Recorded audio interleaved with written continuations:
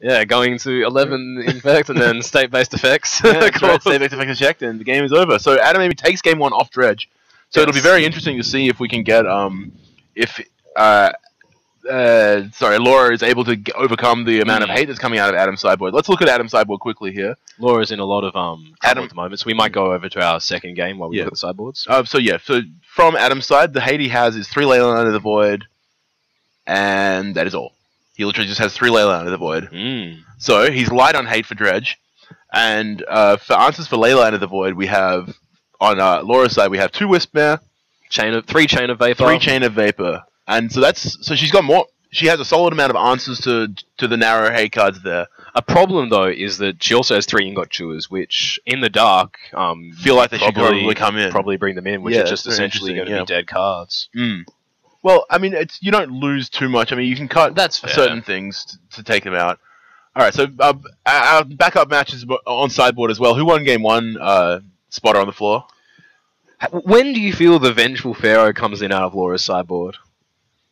Yeah, this cards like Vengeful Pharaoh is like it's a very niche card with it seems to have very specific interactions that I'm not familiar with based on my limited experience with the format. I'm gonna go out on the limb and say that it's against workshop decks. Okay. So that they can't get their clock going against you because you just eat their guy with Vengeful Pharaoh as you're dredging slowly. That's going to be my estimate. If anyone has got a better idea, then maybe say so. So on our backup match, the Dredge player Luke McCoy is up 1 game against Isaac Egan. Isaac's sideboard has a fair amount of hate cards, though. He only has 5.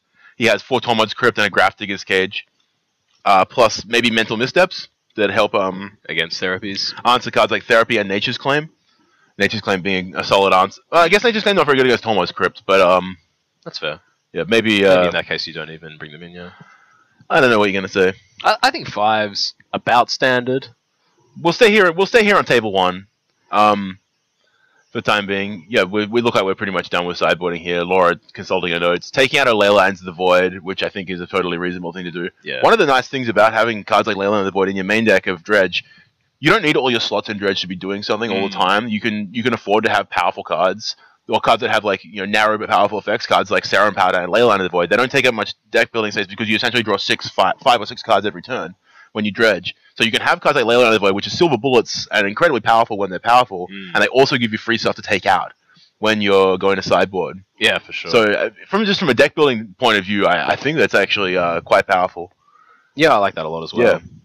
Yeah, people who have more experience in the format, please chime in. But I think that's a kind of interesting way of using the Dredge deck because it's got such an inherent power in game 1, regardless of it's the first 44 cards are really, really great and gonna win you like 80% of your game 1s anyway. It doesn't really matter what you do with the extra 12. Yeah, you can do flexible things with the extra 12 that just make you more consistent or over the top powerful, and they provide you good cards to take out post board. Yeah, we see sideboarding happen pretty quickly here. Like I imagine Adam Amy could sideboard for Dredge in his sleep. Yeah. The cards you bring in for Dredge are generally pretty kind of cut and dry for the most part. We have where it gets interesting though is when you bring in answers to answers. So if you expect your opponent to be bringing in cards like Nature's Claim, you expect your opponent to be bringing in cards like Ingot Chewer or stuff like that to deal with your effects. What do you use to circumvent that? Because you can't have the Dredge player answer your hate card specifically very quickly, and then otherwise the game just spirals out of control like they normally do. So when you do I bring in Mental Missteps? How many do I bring in? Do I want to keep Force of Wills in? All that sort of stuff. These are the kind of intricate decisions that I'm, with my minimal understanding of the format, or reduced understanding of the format. And here we have another Serum Powder activation from Laura. So we see Dark Blast is still in Laura's deck. How do you feel about Dark Blast post board? I'm not entirely certain how I feel about cutting dredges in general. I think you can probably shave some. One thing obviously there's not very much utility in the -1/-1 effect, though I do see some upside in killing the tokens generated by Forbidden Orchard. It can buy time, get a dredge in your graveyard. I think it's very narrow, but it's not something to overlook. Wait, does that work? Can't they just in their upkeep with the Oath Trigger on the stack give you a dude? I don't know if Oath triggers if neither of you have any creatures in play. Yeah, it might not. Yeah, you might be right. But we should look it up and figure it out. Maybe sound off in the chat. We're really Oh, phoning we it in see a here. fantastic. Oh, an explosive drop wow! from Adam Amy The here. turn one, Yeah. the dream. The turn one, the Black Lotus. The Black Lotus just watching on. Yeah, exactly. I still had all these Lotus. Laura is right up against it here now, especially Yeah. after losing game 1.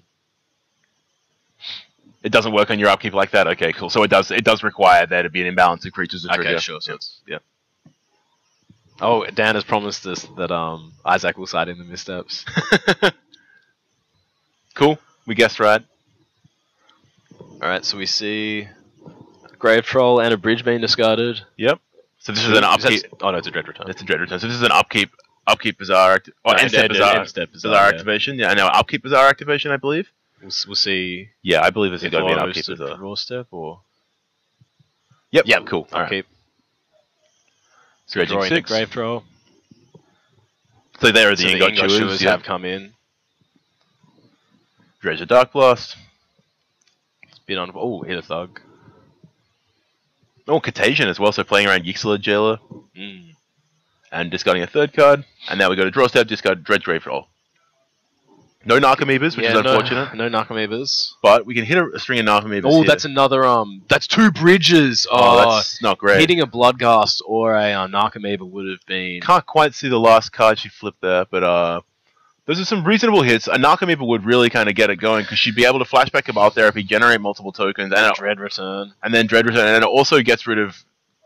Yeah, so she's going to get rid of this token. To therapy. To But therapy, that doesn't yeah. trigger bridges, right? Because it's a token. It does not trigger bridges because it's a Yeah. token, but it also means it doesn't trigger Oath.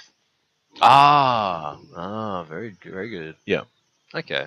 So that could potentially give Laura another turn, and with the dredges that she's had so far, that's all she really needs. Yeah, one more turn is really going to be that's a big just- difference here. It'll be game over. Especially considering she's playing this Gristlebrand package, so she can reanimate Gristlebrand exactly. and dredge the entire deck. And we see no interaction from Adam here, outside of like a potentially whatever he can find off Brainstorm. Yeah, but I mean, he does have access to a lot of mana. He has a lot of mana available. So does he have any way to exile Adams the graveyard straight away off a? So he's got Leyland Avoids. That doesn't have a trigger interact like positively at all. No, not at all. Yeah, So Adam could be in a lot of trouble here. yeah, we could see a post-board game taken by Dredge. Do you think maybe he brought in? No, he can't get the Iona out. Yeah. So this is an interesting game, and people say that like these Dredge matchups are they're just swinging in one-sided. Like you win game 1, no one interacts, and in game 2 you just slap a bunch of hate cards into play. But I think there's a lot of play post-board to Dredge. Certainly.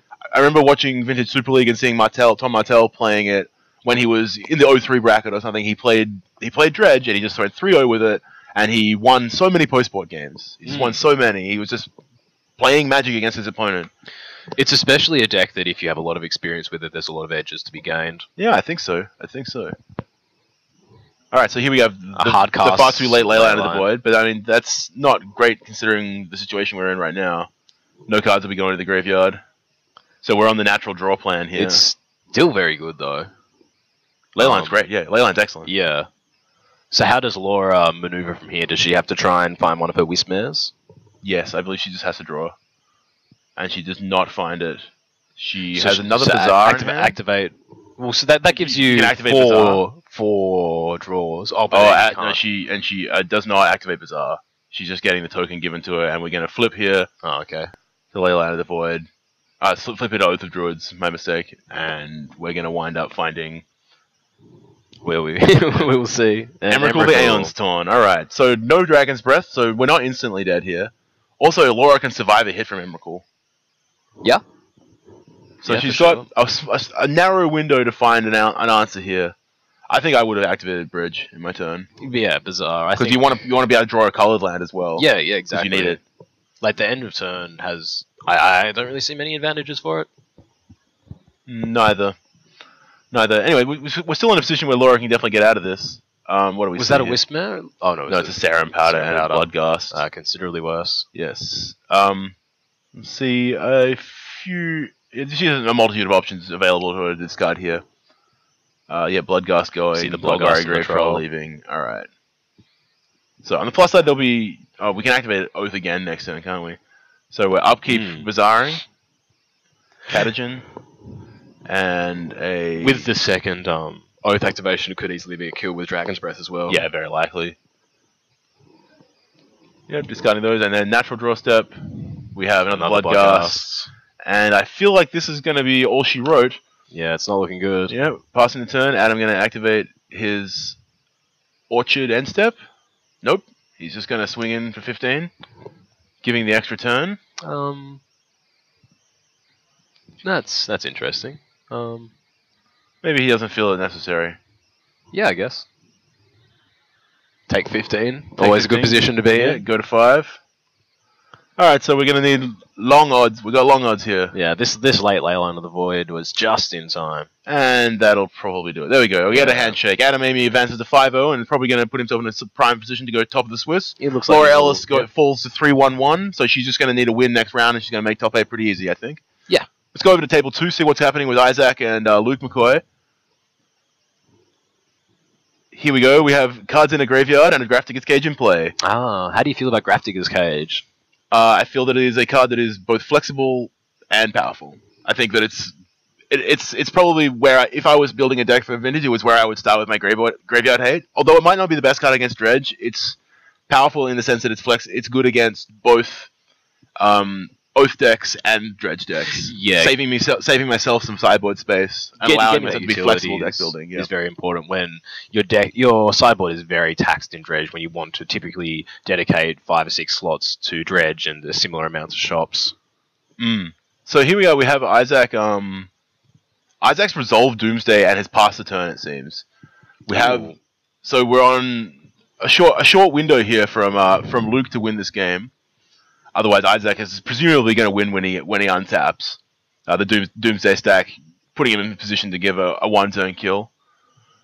So Isaac clearly allowed the Cabal Therapy to resolve and has whiffed. I don't know what he named, but probably Force of Will. That's a pretty reasonable default. The default front side of Cabal Therapy. So Luke in the tank, thinking about what he's going to do. So I believe this is, game 2, Luke, 1, game 1. Yeah. And it looks like it's going to go to Isaac this game. Yeah, the Grafdigger's Cage looks like it just really stops Luke McCoy from being able to do any powerful tricks. Yes, executing his tricks. Yeah. His combinations of cards. Right, so we see the A-call. Yep. Draw 3. Isaac did the maths, make sure he wouldn't mill out. Yeah. Adding a mana. Is his Lab Maniac in hand? He's probably aware that Dan's watching, so he's trying to sequence everything correctly. Exactly. Hopefully someone on the floor can remind him that Dan is in fact watching. He should feel the pressure. The Gitaxian Pro comes down, sees a Chain of Vapor. Oh, so Chain of Vapor is the answer to Grafdigger's Cage here. Well, or Laboratory Maniac. Or Laboratory Maniac, yep. But Isaac in the precarious spot of having, in the precious spot of having... He's got a misstep or something, right? The Black Lotus. Yeah, he does have mental misstep, doesn't he? You'd hope so. Yeah. Laboratory Maniac comes down. So, just looking at Luke's graveyard, he didn't have any way of going for the kill that turn, did he? He doesn't have his Flamekin Zealot. He has Sun Titan, but Sun Titan doesn't really get us much. Yeah, we see Lab Maniac, and Isaac's already casting the Mental Misstep. Yeah, exactly. Right, so we're going to go to game 3. Yep. So, Isaac takes even to the 1-1.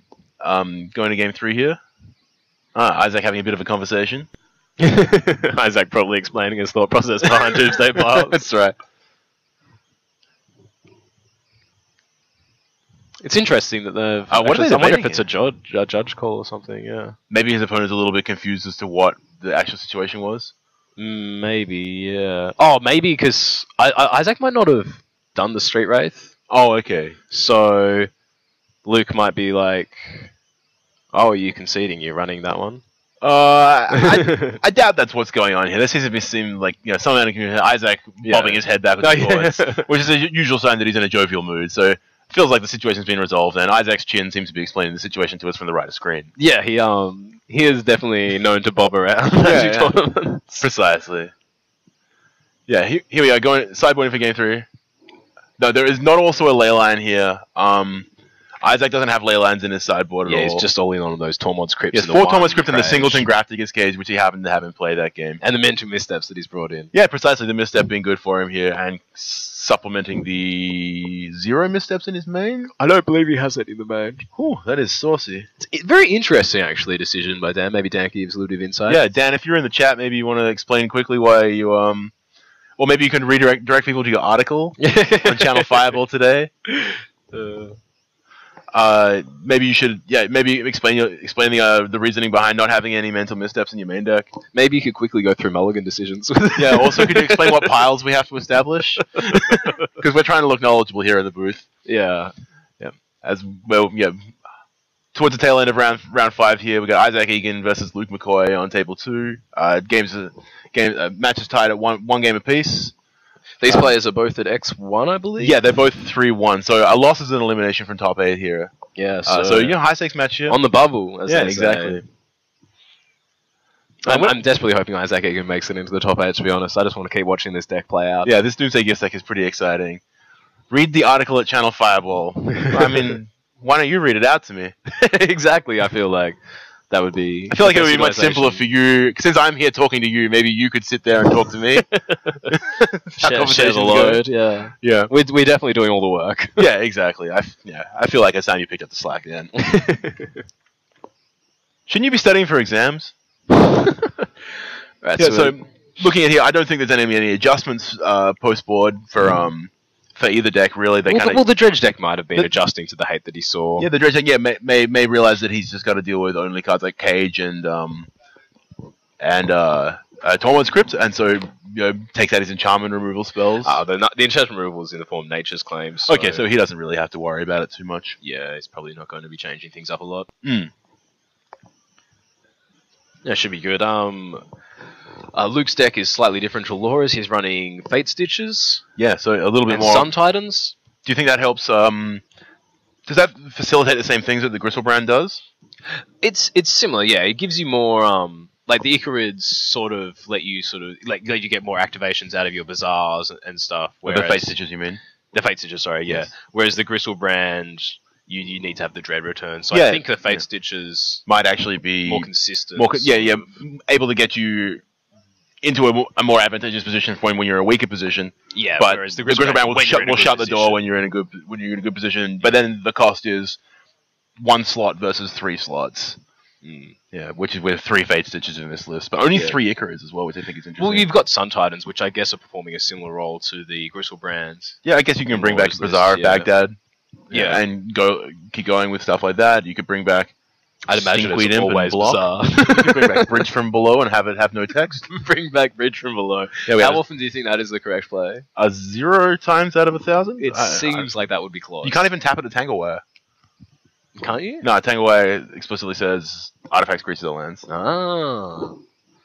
Okay. So we have a Serum Powder hand here from Luke. So he exiling two Dredges, a Stinkweed Imp, and a Grave Troll, along with a lot of hits. A Narcomet. Oh, sorry, a Bloodghast. I'm trying to look at the other graveyard, Isaac. This is the most inconsiderate thing. And now I've missed his hand because I was complaining about it. I think Isaac's pretty happy with his hand. I saw a Tormod's Crypt, a Gitaxian Probe, and I think a Misstep. Oh, so he's got the reactive hand. Yeah. Not feeling pressured to... Not feeling pressured to kill his opponent very quickly, but having enough disruption and protection for his graveyard hate. It can be interesting with a card like Tormod's Crypt because with Bazaar, the Dredge deck is very well set up to be crypted and then just kill you again. If Isaac doesn't find a Doomsday or a way to apply pressure, he could easily, Luke could easily overcome the one piece of hate. I completely agree. A Mana Crypt drawn off the top for Isaac. Here we go, leading with a Probe. So Isaac has 2 probes in his deck, worth noting. And he sees a hand of 2 Dredges. That's pretty good. Yeah, 2 Dredges, a Sun Titan, and an Icarid, and a Colored Source as well. Colored Source. That's okay. Fantastic. Like it's not good against hate, but no. As far as a Goldfish hand goes, that's pretty. Yeah, fast. it's very solid. Yeah, he's just got to not put all his eggs in one basket and play into this Tormod's Crypt, which I assume Isaac's going to lead with here. You'd imagine, especially after seeing how explosive the hand is, when you think he's going to discard those end of turn and then untap and put potentially 12 or so cards. Yeah, exactly. Isaac asking his opponent to play face up. Just for the time being. It's good for coverage. It is. It's very good for coverage. It's also a simple way of keeping track of things without writing it down. For sure. So we see a DT as well in Isaac's hand, which with a double ritual. Does he just kill him? Oh, it's got 2 rituals? Yeah, I think he has double dark ritual. Both of the dark rituals. That could So he can go ritual, DT, get Doomsday. Oh, actually, we have Tendrils of Agony in the deck as well. Yep. I don't think I can see. I don't think he's got quite enough mana. Oh, you've got the Mana Vault. We have Mana Vault as well. Okay, all right, so we can actually go get. We can go get. Mana. Oh, hang on. So we're actually going to kill him on the spot here. So you go ritual, Mana Vault, DT, Yogg-Will. Oh, so probe. There's another probe in his hand. Yogg-Will. Yogg-Will cast ritual, probe, DT for Tendrils, kill you. Yeah. I mean, like I saw it as well, but I didn't want to insult the audience by going through it. Yeah, sorry to pander to you, but I finally managed to get there. It's probably good that we pander to the lowest common denominator. So Dark Ritual is an instant that adds 3. Sorry, we're not trying to insult your intelligence out there. This is the first time I've figured out a turn 1 kill on my own. That was impressive. I was yeah. Well done, Isaac. It looks like Isaac. I got there faster though, mate. It'd be sweeter if he does something else. Yeah, I just loses. All the Tormod script adding the storm. Yeah. Bolstering the storm count. So he's surely told his opponent that he's killing him here. Yeah. So we see that Isaac has been winning most of these games with the Laboratory Maniac throughout the day, but now... Yeah, now we get to see him storm kill him, yeah. Yogg-Will, this is great. Yogg-Will being the poster child for fair and reasonable magical cards. It essentially says 1 black, 2 colors, draw 20 cards. Yeah. Is Yogg-Will on the reserve list? Yogg-Will on the reserve list? I don't know. No, it's been reprinted as Judge Foil, so... But they used to reprint reserve list cards as Judge Foils. Yeah, okay. So it might have been in that period. I'm just wondering whether or not we'll see it in Origins. So Dragon 42069, yo mad props bro, is your Doomsday like the littest in the world. And I think we can safely say that it is. The littest? Littest, yes. Is littest a real word that I should be aware of? I believe it refers to the lighting of things. Oh. And there we go. We have the handshake. Isaac turn 1 kill on camera. There you go. There's your vintage tournament props. Yeah, that's how it is. Yeah. Isaac showing Luke the way that it is. That was very cool. And also I'm glad I figured it out as well. Yeah. You can see Isaac reaching for the paper. Yeah, when he starts counting. Yeah. He's doing a lot of bobbing again. You enjoy having things read out to your Dragon 42069? Oh, Yogg-Will is on the list. So okay, alright. So we won't be seeing Yogg-Will in Origins. That's not reprinted in Magic Origins. Yeah. Do you think we'll see many reserve list cards reprinted in Magic Origins? Well, I mean, it's still early in the spoiler season with only 1 card being spoiled. That's true. Luke Mulcahy is brewing though. Yeah, Luke Mulcahy. Yeah. Going to us up here in the booth now. Alright, we can continue speculating on the reserve list. Yeah, well, it's an interesting collection of cards. It is a very strange collection of cards. So welcome back to the booth. I'm Paddy Robertson. I'm here with Maitland Cameron. We're here for Next Level Games presenting the Eternal Masters series.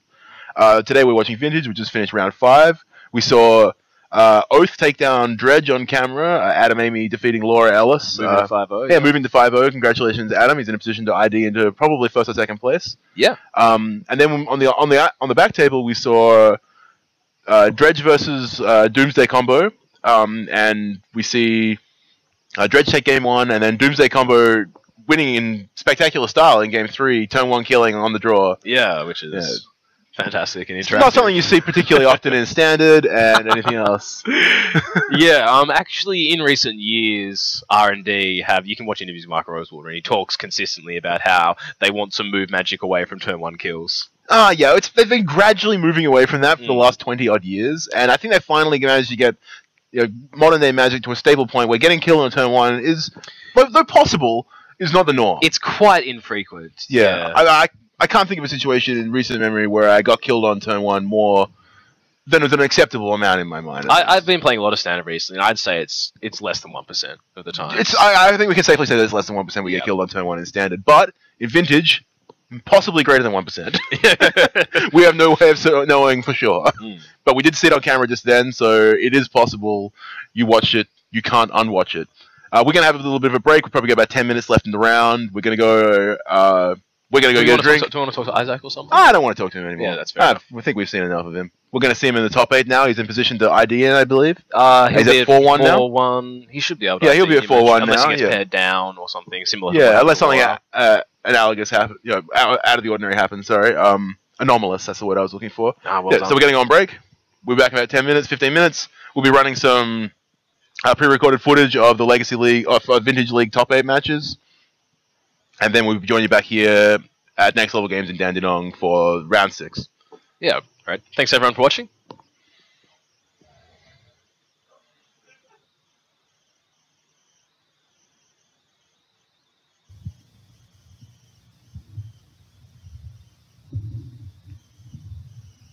So Lee cracking a fetch land here. What's this going for? This could be an Ancient Grudge. Could be an Ancient Grudge, could be any 1 mana spell. However, putting him down to 7, he is actually dead without anything. If he attacks with the Metalworker and the Ping, that extra 1 damage from each of those, he is dead right now unless there's another card. Obviously he's not scooping, there's another card, but that is something to keep note of, that even if he manages to get rid of the Mastercore right now, he's still taking 2 a turn without putting a permanent down. Here I am laughing at Luke attacking with his Metalworker on the early turns, but Xaxis is in play. Oh, but Luke doesn't see it. So, yep, he takes the opportunity to get rid of it, and the 5 damage is still managed to go through. That was a Snapcaster down there. Targeted something, I'm sure, but there's no mana there to cast it. Yeah, I don't think there was any reason there not to attack with the Metalworker. Well, that's a pretty good reason. Yeah, that's a pretty good reason too. Oh, so he's revealed 2 Staff of Nins, and then used them to cast an Ugin, the Spirit Dragon. Standard playable. Putting himself down to 4 to do so. Dead to just bolt. But Ugin has bolt himself, and that is enough to call it there.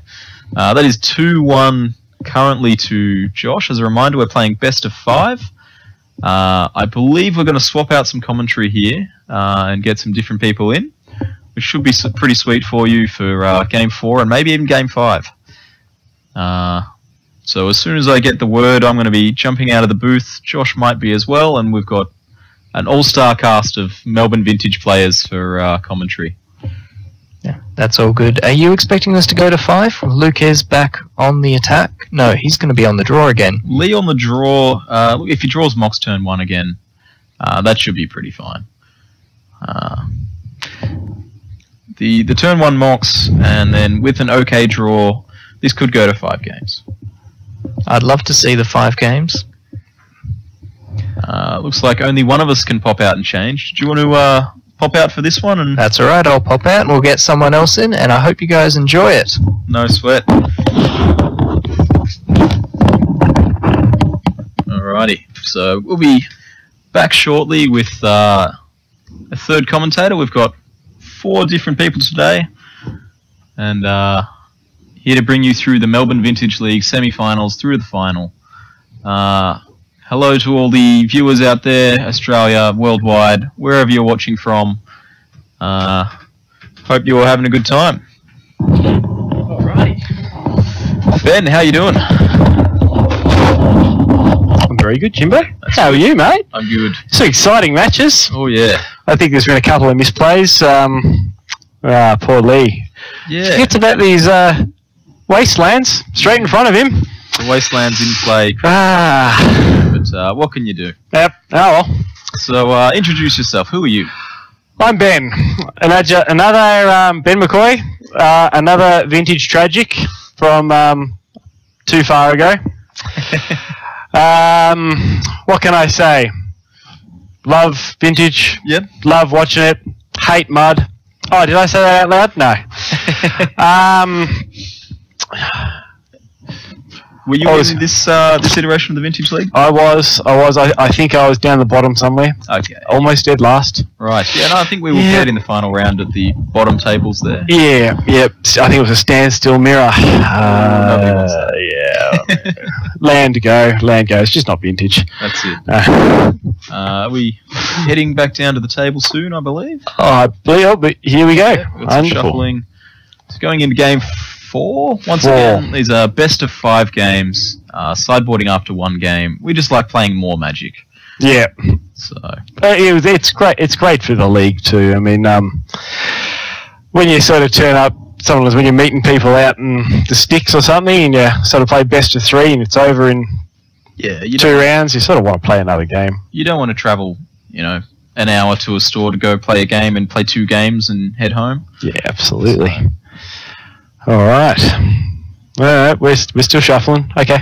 So 2-1 to Luke currently, up a game, on the draw for game 4.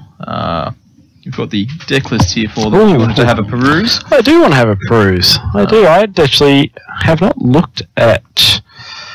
I've seen Lee's list.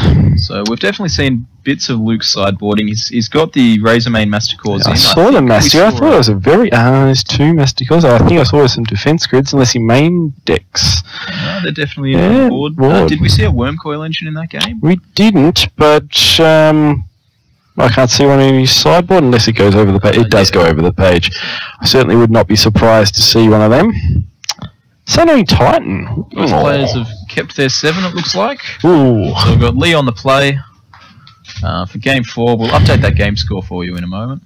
It is 2-1 to Luke. Is that the first workshop Luke's played? No, he played one in the first game.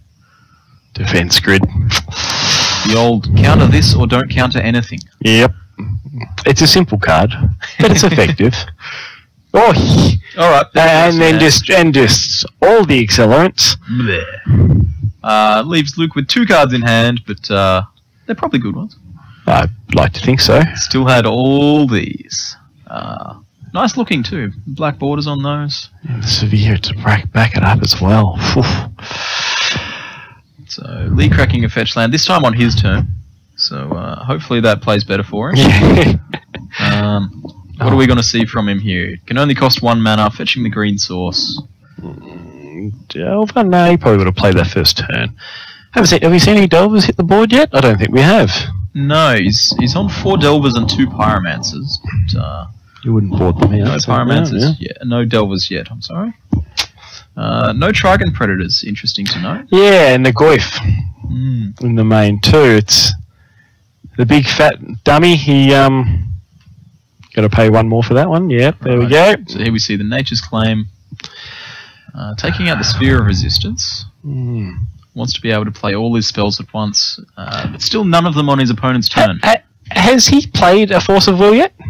I swear he's playing 4 of them. No, similar to the previous Vintage League, there was a Landstill deck that drew its first Force of Will in Game 3 and had to mulligan. Pyro. Alright. He'll do a job. So Luke played another Sphere, passed back, and Lee's got the Pyromancer. Clear why you wanted the Sphere gone. You want to play the Pyromancer and play 5 spells afterwards. So. Here's the staff. And a dead Pyromancer. It's looking pretty one-sided. Lee's going to need to... yeah, I think that staff has to be dealt with pretty soon. Would be my general thinking. Yeah. How many cards does Luke have? He can't have many. 1? 1 or 2 would be all that I would see. The Lee's only chance here, I think, is if that's not a threat and he can get rid of that staff quickly. Lee fetching another Volcanic Island. Interesting that he keeps getting the non-basics. Yeah, he's got 2 out there. Did he play a main? He must have 2 in his hand. So he's got 2 islands and a mountain in the deck. So unless he needs the second red source. I did hear you mentioning Pulverize. Not in the deck list. What a great card though. So Lee has the Time Walk. Time Walk. The Explore option. Draw a card, play a land. Pray that it's a good one. Time Walk. Oh, well. Nothing to follow it up. And Staff of Nin starts doing its job. So, only 0 mana spells available to Lee now, the Sphere and the Defense Grid. And, a Wasteland. Red source. I would have been tempted to get rid of his only green source. The Turn green off is Claim? We've got the flashback on Ancient Grudge. And the Nature's Claim and the 1 Tarmogoyf, and that's it for the deck. Couple of hate pieces. I just find it weird that you go... Oh, it's not weird, but I would have hit the drop. That's just me. Because there's only green source there, and he's already got a red. Is this in the end of Luke's turn? If it is, he can't cast that. I would say 4 addition. I would say he's done it. He's tapped the Volcanic. But it costs much too much. Defense grid. I forgot about the defense Any grid. hopes of that? Yep. Nope. It does not work. Players seem to have figured that out, so that must have been in the draw step or something like that. And here we have a Chalice on 3. Lee a little bit punished. That's a bit cheeky, but yep, that's fair enough. Yep. Looks like this may be the end of the match coming up soon. I hate to. It's looking ominous. Hate to call Doomsday, but great card. Like that. Terrible against workshops, but great card. We have a Treasure Cruise. The one-off. Draw. Has to pay 1 additional, of course. Yep, which you can delve. Well, we see a Black Lotus there. But you can't cast that it. spell costs 1, so we're How does he cast it? Yeah, we're gonna have to play a land first there, Lee. Land into Lotus into something. That's the line. No land. Another turn of this sphere, Staff of Nin for Luke. Oh, Wasteland. That's a well-timed Wasteland too. That is. Maybe Staff of Nin, more like Staff of Win, I've been told. I'm surprised we don't see it in more lists. I've only ever seen it really in Candles. It's. You need to be playing Metalworker for it to be. That's true. That's true. Well, we see enough Metalworker decks floating around though, so. Yeah. One card that I'm finding missing from Luke's list is Contagion Engine. I was wondering if we'd see that, but Staff of Nin just as good, it seems. That's a great back. We're getting advice in our ears here. So Lee has drawn another land, playing this Black Lotus, and seems to be in the tank, seeing what he can come up with. Mulling over his options. So he's got the Lightning Bolt for the Lodestone Golem. Bolt, that kills a Golem. That is... Slow. Black Lotus gone. Slows the win con down, but we still got a Staff of Nin out there, so... shouldn't be any mana in pool, right? The Golem costs... Red. The Golem and the Sphere. There's a red in the pool. For the additional costs. Not used. I think it's Trouble City. Yeah, so this is the 4th Staff of Nin trigger here. It's got to be hard to come back from that now then. City of Traders, you got to be wondering what's in Luke's hand. What's he not able to pick? Yeah. Another golem, so that'll help you win faster. Oh, here we go. How much is that? And a Khan. I think that next turn there's 5, 9 plus the other 6 because Khan's going to at least make a 6/6 there. Yeah, Staff of Nin pings for 1. Khan Silver Golem says 1 is not good enough. We're going to have to go. We're going to make you 6, yeah, or 7 technically. If we go with 1 at the end of your turn, there, Lee. Alrighty, so we've got an animated Staff, we've got an animated Sphere, we've got an animated Defense Grid. Defense Grid. Here come the boys. 6, and 10, 14. 14, is that right? And a follow-up Golem. Turns out Luke is playing 17 Golems, not just 4. Yeah. And that's it. We've got 3-1 to Luke. We have our first grand finalist. Alright. We will be receiving a consolation prize, either a Badlands or a Wasteland. We'll see how that goes. But Luke has guaranteed himself either a Tropical Island or a Time Vault. So we're going to pop back to the booth. And then we may have a short break in between this match and our second match. I'm Jimbo. This is Ben. Welcome back to the Melbourne Vintage League Finals. We're in the end of the first semi-final now. So we're going to have a quick break here now. We should be back in 10 minutes, somewhere around there, ready with the second semi-final. Yeah, which is Jeff and Jeremy. Some very exciting games there too. Some very interesting deck lists. I think we got Storm versus Delver. Yeah. Yep. The only combo deck in the top 4. There was a second one in the top 8, but didn't make it in. We don't know whether he played it the whole. That was an amazing deck. I still can't get over that. Channel, Leech's Mirror, unbelievable. So we're going to leave it there. We're going to have 2 more commentators back once we're ready for the next match. Stay tuned, guys. See you soon.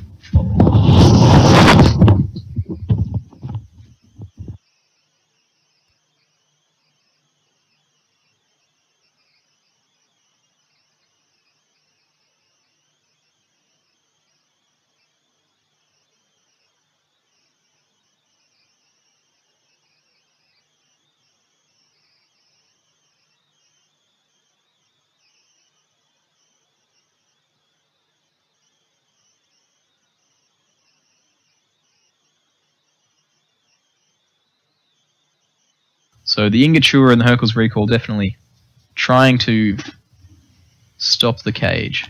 What's interesting there, okay, yep, tap down. Very timely. Because I was just about to point out the Delver's not flipped. That would have been lethal. Yes. Yeah. Delver only with the 1 toughness, not enough to stop the trampling goodness of the Blightsteel Colossus. Now, I've seen people play Blightsteel Colossus wrong a number of times. Sitting on 10 life, and they seem to forget that it doesn't damage players. It just hits you up with the poison. That's a voltaic key. That's did that just happen? Is this that just happened? Though. Do you know what? When that type of thing happens, it just makes you feel like going, "Why do you fucking bother?" He's got all the good cards. Yeah, all the good cards. All right, so it wasn't in his wheel hand, but that was sweet. It was unexpected. We're gonna pop back to the booth. That was cool. So that's 2-1 to Jeremy. As a reminder, we play best of 5 in Melbourne Vintage League. Wow, I'll take it. Untap my You've got to feel robbed. You've got to feel a little bit robbed there. You kind of like, I feel like I bought myself a turn. I've tapped it down. Yeah, for sure. And yeah. No. And do you know what the funny thing is that he did the right play. He did it in the upkeep. Yeah. His opponent's before Jeff's gone to draw the card. He's like, right, 1 less card in his hand to worry about countering this. I'll tap it down. Held it to his attack step. Still wouldn't have been any better. That's something. Still wouldn't have been any better, but there might not have been a Voltaic key there in the first main phase. That's it. That's pretty cool. But that's Blightsteel Colossus twice. Let's close the game out. Yeah, that's pretty good. Tinker is a powerful card, they say. Yeah, but you know, we haven't seen the Tez that he's got in there at all, or even to go near that plan. We haven't seen him go near the Time Vault plan. Well, obviously there we saw a key, but so it's somewhere between like a hard Tendrils deck and like a Tezzeret control deck. Jeff normally favours the combo. Like I've seen him play Storm a lot over the past 10 years. So I've been playing with him. There's some like Steel City Vault decks that run around with all of the draw 7s and Tendrils and Key Vault and Tezzeret. You mean all the fun cards? But they don't normally play 8 counterspells. No. This is where Jeff's list is somewhere halfway between a control deck. Yep. And it reminds me a bit more of what was the name of the deck? Basically, the draw engine was like Draining Tendrils or something. Okay. And they played like 4 mana drains. They played 4 Force of Wills. They used AK as the draw engine. They were running Intuitions. All right. And basically, it just built up to a critical turn when they just kind of go, boom, I'm going to Tendrils you out of this game. Yeah, that's sweet. It was interesting. And that's what this reminds me of. So how are you guys going at home? How are your viewers going? Are you, where are you tuning in from? Let us know in the chat. Do you play Vintage yourself? I mean, if you're watching, you've got to have some sort of idea, I'm assuming. They might just like Magic. Yeah, sweet. Well, or like us. All right. If you do play Vintage and you happen to be in the Melbourne area, or even in Australia, the rest of Australia, keep your eyes peeled for Eternal Masters Weekend. It's on Queen's Birthday weekend, first weekend of June. Oh, that's Queen's Birthday weekend for Victoria. I'm not sure if it's the same in every other state. So I think it's the 2nd and 3rd of June, sometime around then. No. It's the weekend after? It's around about the 7th. Okay. There's the Saturday is Vintage, Sunday is Legacy, and Monday is Highlander, Australian 7-point. And each of those events, first place is a Mox. There's a Sapphire, and I'm not sure of the other 2. I think there's an Emerald and possibly a Ruby. So if you need more information about that, check out Next Level Games. They're based out of Dandenong. Check them out on Facebook. They've got all their details on there. For now, we're heading back down to the game. We're going to see Game 4. And have they taken any mulligans yet, or is this going for 7s? No mulligans yet. Alrighty. Whole lot of shuffling, stacking, lining up. So are you going to be playing in the 5th Melbourne Vintage League? I don't think I can. No? I'm off to Bali for 2 weeks, and I take off 4 days, I think 4 or 5 days after pairings are announced. Right. And I fly out on the Sunday morning, so it doesn't really leave me a lot of time to organise those matches and get them played, unfortunately. And how long are you out for? For 2 weeks? For 2 weeks. Right. So it really means asking the league to hold on if I can't organise those games quickly. I already know I'm out Friday night, I'm out all day Saturday, and then Sunday I'm hopping on a plane. It really just doesn't seem viable for me, unfortunately. This the second time it's happened. The same thing happened with the last league. I was away over Christmas. seeing family in New Zealand. Yeah. So just rough beats, you know. I love to get my vintage on.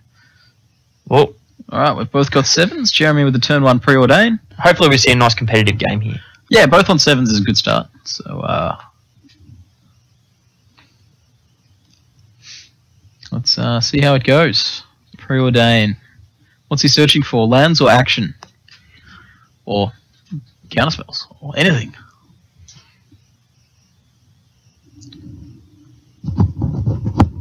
Jeremy's got an Ingot Chewer. See, I don't feel Ingot Chewer.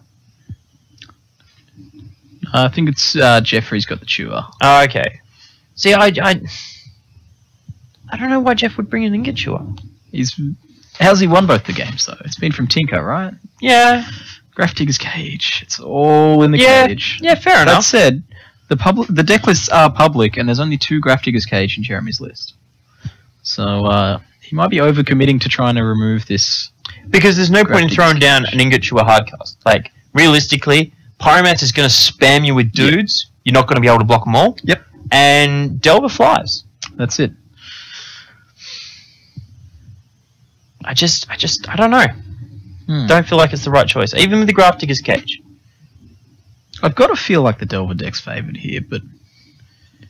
Look, the longer a game goes on, the more control cards that Delver will gain, but the more game-breaking cards. And you've got to remember that a lot of the counter spells are situational. Spell Pierce. Cool.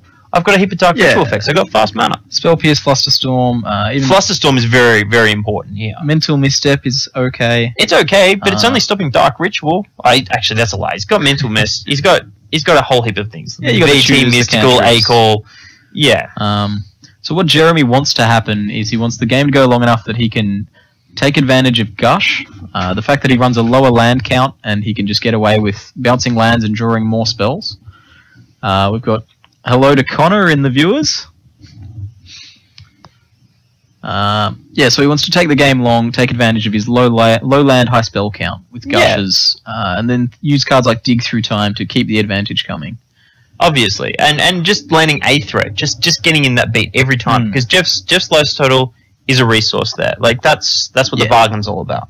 Alternatively, he can play a Pyromancer, a couple of cantrips, and a Time Walk, and end the game very quickly. So. Well, we saw what happened in that other one with double Pyromancer. Like without the second Pyromancer, it was going to be another turn for Jeff. Yeah. Which is, Jeff is always threatening to win a game. So there we see the Time Walk. It's a very key card in the Delver deck. To have to use it to get ahead on mana can be a little annoying sometimes. We'll see how it pans out. Well, I wonder if he's going maybe for a Trigon Predator. Try and stop Jeff from being able to accumulate artifact mana. Yeah, sure. On the board.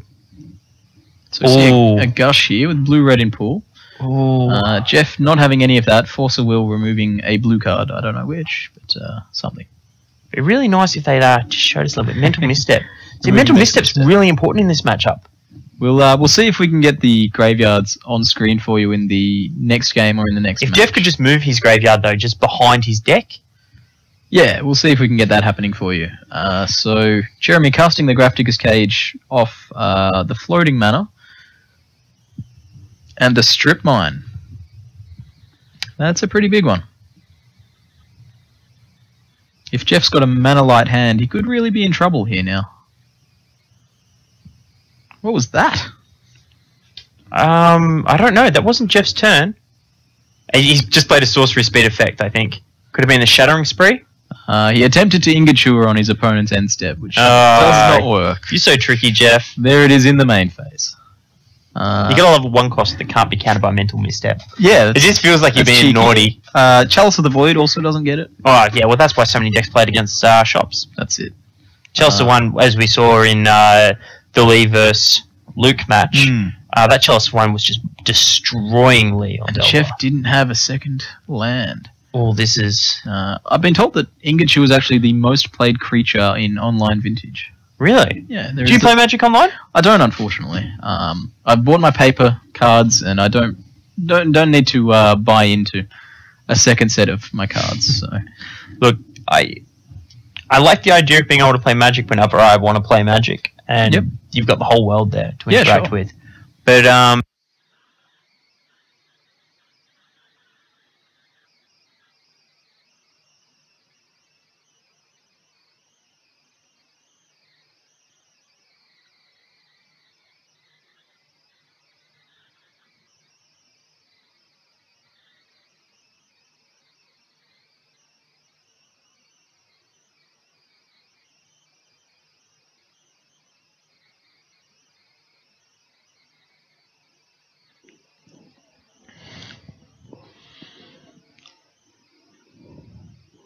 Hey, welcome back. We're here for the vintage event at Eternal Masters, brought to you by Next Level Games, stream brought to you by Sneak and Show. I'm Paddy Robertson. I'm here with Maitland Cameron. Hey, we're going to go live for round 6 very soon. This is the final round of Swiss. We've got 49 players today, and we've got 2 win-ins on camera today. Yeah, it should be very exciting. Yeah, on the main table, we've got Andy Horn versus David Brocci. I hope I'm pronouncing that correctly. And David, a blue-red Landstill deck. And Andy Horn's got a bit of a spicy one. What do you think? How would you describe Andy's deck today? Yeah, I guess somewhere between Hate Bears and Maverick, like you said. He's got the Noble Hierarchs, Quasali Pride Mage, Knight of Reliquary, Thalia Guardian, Gadok Teague, Cavern of Souls, obviously, and then the standard sort of vintage stuff. Also Dark Confidants. So a lot of interesting creatures. We've already started. Apparently, we have a turn 1 chase. So we missed the action. But the turn 1 Jace is going to be pretty good here, I imagine. And he doesn't seem to have too many answers to cards like this in his main deck. He has no Force of Will. So. Yeah, his only real way to interact with it is attacking it with creatures, of which he currently has access to very few. Correct. Yeah. So Andy's obviously on the right without the Jace in play. So Andy's actually is a kind of vintage mainstay here in Melbourne in particular, and the east coast of Australia. He owns a Next Level Games store in Ringwood, which is a suburb in the east of Melbourne, and he's been running events and growing his community out there as well. He's just kind of mainstay of the vintage community in Australia. So Andy playing Mox Emerald and cracking his Wimso Teeth here, trying to get himself on the board, I imagine. Yeah, it seems unlikely his turn 1 is as good as David's, but hopefully he can put a few creatures down, and it's very hard to argue with the power of TBL. TBL being the Black Lotus, not any other Black Lotus. TBL combining with JTMS. Yeah, JTMS, TBL, JTMS, leaving all other Lotuses in the dust. So strictly the best Lotus in Magic. And here we have Dark Confidant from Andy, which is a good retort actually. I think this is a solid. If David doesn't have Lightning Bolt here or some immediate answer to Dark Confidant, he has to spend his Jace. Yeah, he has to spend his Jace ticking down to bounce Bob, which is certainly not ideal. I mean, it's not ideal, but it's not ideal for David. The situation is still bad for Andy, but at least David's not grinding ahead with cards like. But the standstill. All right. Well, down. Yeah, maybe I spoke a little bit too soon. Yeah, that's. Yeah. It seems tough to really sort of picture Andy being able to crawl his way out of this game. Yeah, this is rough. The power of TBL. Exactly. Yeah. Andy's just letting him go, which is interesting considering that David has the Jace out and the Mishra's factory, so he doesn't really need anything else. Yeah, he's winning on 2 axes here, and David decides to brainstorm here, which I don't think I would do if I was in his position. You think you'd Fate Seal? I don't think. I think I would Fate Seal. Well, he's got the Windswept Heath out, so. Yeah, I think going up I would Fate Seal myself then. Sure. Yeah, adding loyalty to Jace could be positive. Do you think that's the main win condition at this point in his mind? I believe so. Maybe in his mind, who's to say? But in my mind, Jace is my primary win condition right now. Yep. I think I can get engineered the game to a situation where I just never, ever, ever lose. So we have Aven Mind Sensor in hand, hey, from Andy Horn. That is a 2-of feature in his main deck. Okay, so you think that's what he's going to trigger the standstill with end of turn? It makes sense, and also particularly good considering that David brainstormed here, going plus 1 cards, exactly. Getting to the situation as we spoke about earlier, where maybe you can make them overdraw down the end. In end step and force him to discard, not letting him take full advantage of the ancestral recall that you're allowing. It's one of the best ways to deal with Standstill, especially in Legacy when Standstill was popular. The tactic of just sort of drawing till you get to 7 and then doing a lot of things in your opponent's end step. Yeah, or doing one single thing. Doing one thing, then forcing him to discard, then untapping and having free round on your turn. Being pseudo a card parity. They get selection and possibly +1 card, but at least you're getting over. You're not letting them just straight up draw 3. Yeah. With Standstill, the dream is to avoid your opponent just A-calling. So we see this is one of the mana drains coming down here. Yep, and that's a classic Standstill maneuver where someone is forced to break the Standstill, and the person draws 3 cards and then casts a counterspell, and you're just left wondering what you could possibly do to get out of situations like this. So even if Andy plays 2 creatures here, the Mishra's Factory can still block and the Jace can still bounce 1. It's not great. The Wasteland definitely helps a considerable amount. Does he have any 1-drops in his deck other than Noble Hierarch? He doesn't have any copies of he doesn't have any Deathrite Charm. No, that's very interesting. Yeah, going for Noble Hierarch instead. Yeah, I mean Noble Hierarch is a very powerful card. Certainly. Oh, Time Walk. This is how you can call yourself back into this game, Andy. This is how you can claw back into it. Hope your opponent doesn't have force of will here. Oh, it resolves. Oh, this is great. Yeah. This is really, really good. This is how you can win this game. Boom, and Oh, another wasteland. reveals another wasteland. Yeah, so we can. This is the game just turned around. This is Yeah, one of those situations. Jace is dead now. Yeah, Jace getting attacked. Oh, Jace and dying, dying twice. possibly being reborn, Yeah. and then dying a separate I time. can't quite see the cards in any time. See Mox Sapphire come down. There's a second wasteland. Yeah. Andy with his beautiful black border jewels and power. Oh, I believe assume- Andy owns about 10% of the power and black water jewels in the world. Something like that. Atalia coming down. Thalia coming down and then taking out both the red sources. And blue sources. Yeah, of the red blue sources as well. One thing I was going to say, I don't know if there's gush in this. I haven't looked to see if there's gush in this blue red standstill list. Didn't see one in my quick glance. glance. No, I don't see one either. It doesn't seem a card that you would particularly want. Two Fairy Conclave. I suppose Yeah. that fits with There's the one in play Sense right now. plan, yeah. Yeah, it does fit with the sense, but it's just extra Mistress Factories. I'm not sure if I would want the extra blue sources or if I would want something like Mutavault, which is just like, I think probably is a better card. That's a lot of colourless though when you've It already got is. the 4 factories. It is really. And Also, I imagine are there that's really wastelands? what it There's comes also down 4 to. wastelands Yeah, as 4 well. Yeah, you suddenly can't where- afford Yeah. that So much colourless. Andy turned this game right around. Yeah, and, like he's got neither Reliquary now, which Yeah. should shoot her up another wasteland or Yep, strip and just- mine. Essentially lock David out of the game. Yeah. This is just showing. Oh, Teague. Oh, how does anyone claw back from this? This is very impressive. What a from Andy. turnaround! Well, yeah, I personally definitely counted him out. Like Yeah. after the turn one, Jace the Mind Yeah, Sculptor. look. This is 2 from 2 of us counting a person out and then having the power of him to just turn them around. Yeah, Just some the excess- might say we've got no idea what we're talking about. Oh, maybe let's. Yeah, all right, fine. yeah. Mere amateurs. Right, so we see a wasteland comes down now. Yeah, Wasteland not great when you're behind on board like this, and David needs as many mana sources as he can possibly get. So I don't believe he has toxic. He doesn't have black, does he? No, I don't believe so. He's just straight blue-red. He even has copies of Steam Vents in his deck. Steam vents. Okay. Yeah, desperate for the Well, I colour suppose fixing. that's part of the running the 8 colorless sources. You need some more. Certainly. Yeah, you need to be able to get the requisite number of red and blue sources. So Andy revealing Noble Hierarch to his Dark Confidant. And Just making drawing sure he another doesn't percent. miss any triggers or anything at this point because the game is in a great spot for Andy. certainly He's a is. second Noble Hierarch. Storm is at 2. Yeah. Do you think Andy's gonna activate his Knight of the Reliquary here to go get a Wasteland? How big is the night? I can't see the graveyard. Yeah, It neither can looks I. like he's going. So he at least has 2 Wastelands in it and the Windswept Heath that we saw fetch. Yeah, So it's probably pretty a big. 5 power guy. And so you see him here not doing anything. He's asking David to activate his Mishra's Factory here. Well, Andy's obviously done the maths and like he's bashing for 6 here, so it looks like he'll still have the kill next turn. Yeah, precisely. So attacking with Knight wouldn't have changed the clock. No. So I like that. And it just means that one of you guys gets traded off with the Mishra's Factory. Yep. Yep, activating it, Andy, in response correctly, Yeah. yep, goes to get Wasteland, and then we David's see a seen enough. concession. So, Andy pulling out a miraculous one there. Yeah, really impressive. Well, seemingly miraculous to the ignorant observers here in the booth. Well, like in Vintage, you expect to see the decks that are running Storm or Jace or Tinker or Time Bolt do those sort of from nowhere wins on the spots. But to see a creature deck be down in a hole that deep, come back and win in such a fashion is really impressive. Yeah, it's very impressive. So we're here in the booth now. I wonder if what's going on in table 2, our backup match. We have both tables are going to sideboarding. So why don't we, So why don't we talk about sideboarding options here for Andy versus David? Let's look at Andy's deck first. So we go to the board. He's got 2 Mindbreak traps. They don't really.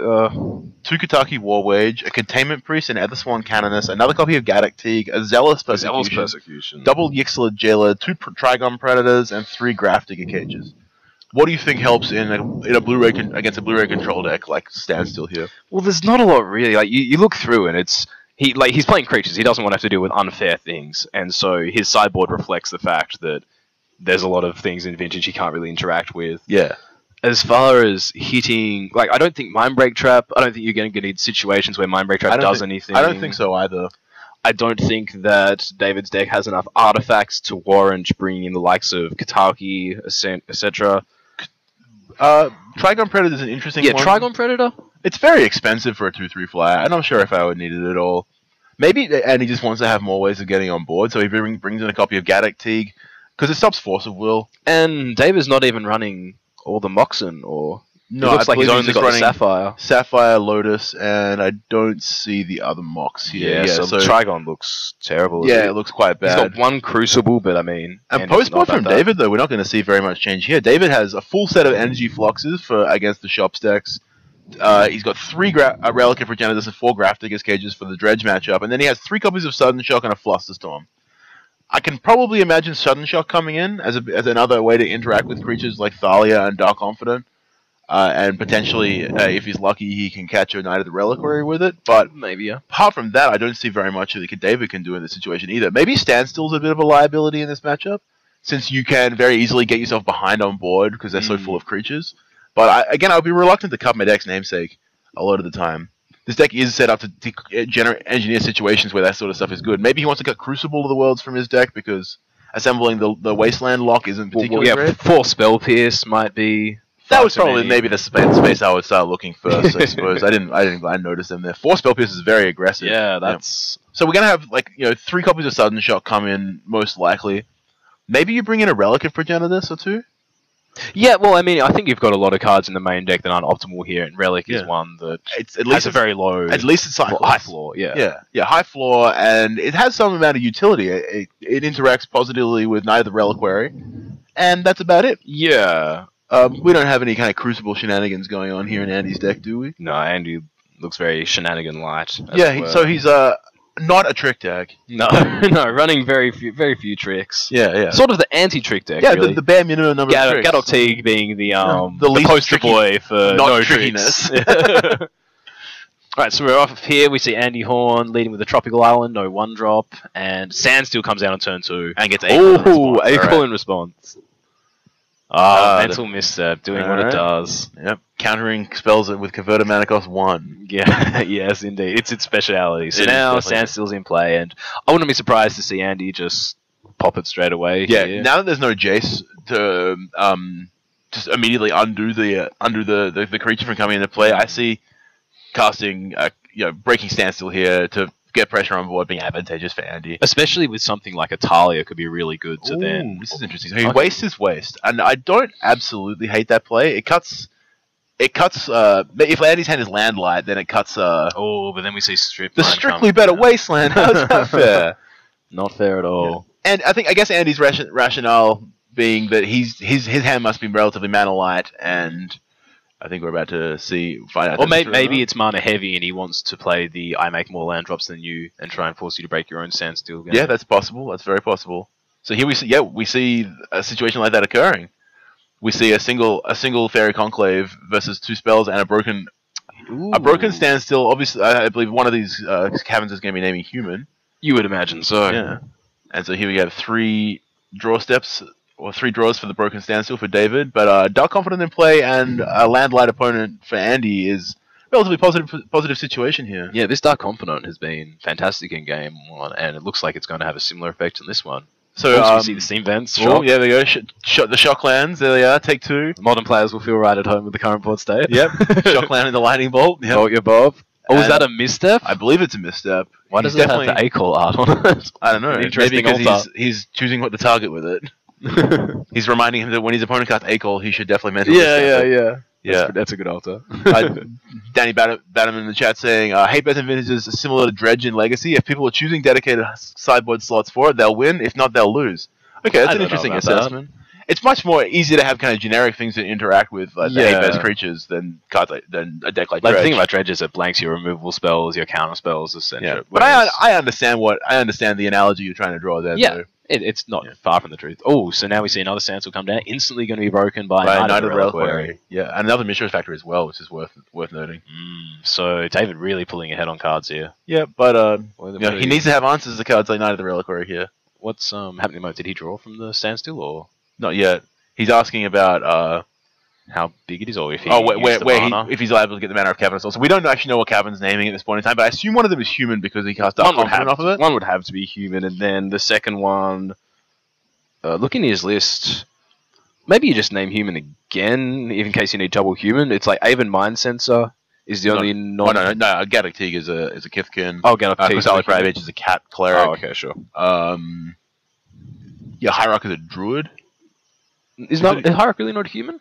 Maybe it's a human, actually. I don't know. I'm not sure. Anyway, I'm sure Andy has probably picked appropriate names. Yeah, exactly. Yeah, he's the one who built the deck. He knows what's going on in it. Human and Wizard are the Human cabins. and Wizard. Okay, so Wizard covers Dark Confidence. Dark Confidence and Containment Priest, I suppose. I'd imagine both of those are humans as well, though. Yeah. Anyway, And he's not going to get his spells counted. Yeah. Though he did get his Knight bounced by Jace. So here this is the Standstill player in command here, I believe. Yeah, he's I mean, two standstills resolving is pretty brutal as far as drawing cards goes. Yeah, and now a exactly. Jace comes in to just really. It's worth noting that there's not very many cards in David's deck that can actually interact with the large Knight of the Reliquary. Yeah, if he brought those relics in, then he'll be able to engineer a situation where he can have that happen. But I'm not sure if he did. Yeah, where the power is, it's uncertain. We got all of it out of the way with that turn 1 Lotus into Jace. Yeah, so apart from Jace here, we could easily be playing a game of Modern. Yeah, exactly. And Mishra's Factory.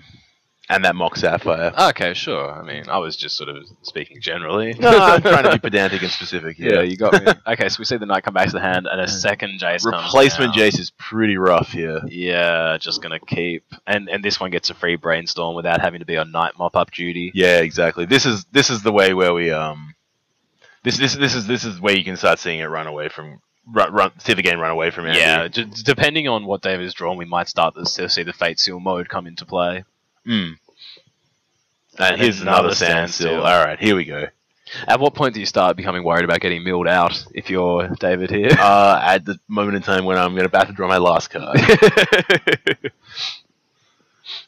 Yeah, he looks like he's got a fat stack of cards there. Yeah, exactly. It's going to take a few dank rips from Andy to get out of this one. To be honest, this standstill's not even that exciting. It's basically going to be a careful study or Yeah. whatever. But yeah, it looks like Andy does have Horizon Canopy, but I imagine he's getting quite low on resources at this point. Here comes Knight of the Reliquary again. And The standstill be broken. triggers. Standstill trigger in the stack. Crack my fetch land. Shuffle away the cards that I put back from Jace.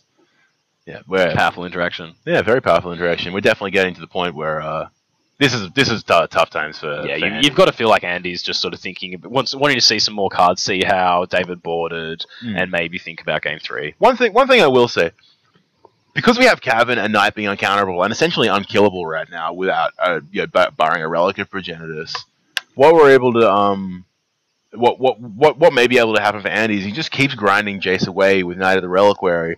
Eventually, because none of the counter spells interact with it, maybe he gets to a point. Yeah, here we go, down again. So he stops brainstorming. I imagine that the game will probably end. There we go. There's the wasteland on on the appropriate Cavern, and now Knight's counterable, and so now we're probably going to see a tough spot for Andy. That could be an interaction that causes you to just double name human when you have double Cavern, Yeah, maybe. as it prevents this. Yeah, this I'm not sure what the situation. advantage to Wizard over I got a Wizard lets him have Gaddock Teeg and Dark Confident. Yeah, that's fair, but I'm not sure. Human and human seems sensible to me. Yeah, could be worth talking to Andy about it at some point, but yeah, at this stage, I feel like it's the writing appears to be on the wall. Although we did see Andy come back. Exactly, we were in a situation analogous to this in game 1, and the game flipped around. But yeah, David just has access to so many cards, and now that the humans are back on the table as far as counterspells are concerned, you imagine that he'd have a mana drain and probably a force as well by this point. So it's going to be hard for Andy to stick a non-wizard threat. And yeah, the mana drain just instantly comes down. Slap that mana drain into play. And so yeah, I imagine the manlands are just going to be slowly. It seems that that's the best way to win this game is To grind away with the manlands. yeah, just grind away the manlands, keep Jace activating. Your manlands will finish the game faster than Jace will at this point. Yeah, it being probably 4 turns. No, yeah, 4 turns. 4 turns. Oh wait, do we still have 2 manlands or just 1? We have a Fairy Conclave and a. Oh, there is a factory there, but he's going for the Fate Seal. Yeah, he's going for the Fate Seal. He could go for the Fate I Seal. suppose you could do Conclave. both. Like he's got so many resources at this point. Yes, yeah. No, just trading resources with Andy's advantageous for I'm everyone. trying to think of so like David. sticking a Dark Confidant would obviously be very good. It's hard to stick it when he's got Jason. It is very hard to stick it. Yeah, you've basically got to try and stick 2 threats in a turn, and they've got to be both of a level that are sufficient enough for you to overcome this Jace and get around the bolts and the Jace and the mana drains. and whatnot. Yeah, I believe we had a result from table 2. We were in sideboarding when previously, but I think we've had the match conclude. Uncertain who the winner actually is at the point in time, but maybe if our spotter could keep us updated with that. That's a Fairy Conclave. Here comes the Conclave, using the mana from the mana drain in his main phase to activate it. Standard players will recognize, modern players will recognize that from Jeskai Ascendancy combinations. Yep. I played that deck. That is a trick deck that I'm familiar with. Yes, it's a very tricky deck. Here comes the third mana drain and the Dark Confidant. Okay, so yeah, I mean we've got into this. Like Andy's won the battle, but Jace is on 6 counters. Yeah. Exactly. Hey, there we go. Did bring in Sudden Shock. Yeah. A spicy one. So that's a nice piece of nice something for Andy to know about. Yeah, like that information's definitely relevant to Andy. Yep. Getting Fate Sealed again, just finding a dice. Not that he can do a lot with it again, looking at his board. Going to a visible dice, thank you very much. Yep. That 2 counters, so 8 counters there on Jace. What is that, ultimate for 13? It is 13, yes. You were playing with it in standard, I wasn't. I don't think I've ever ultimated actually.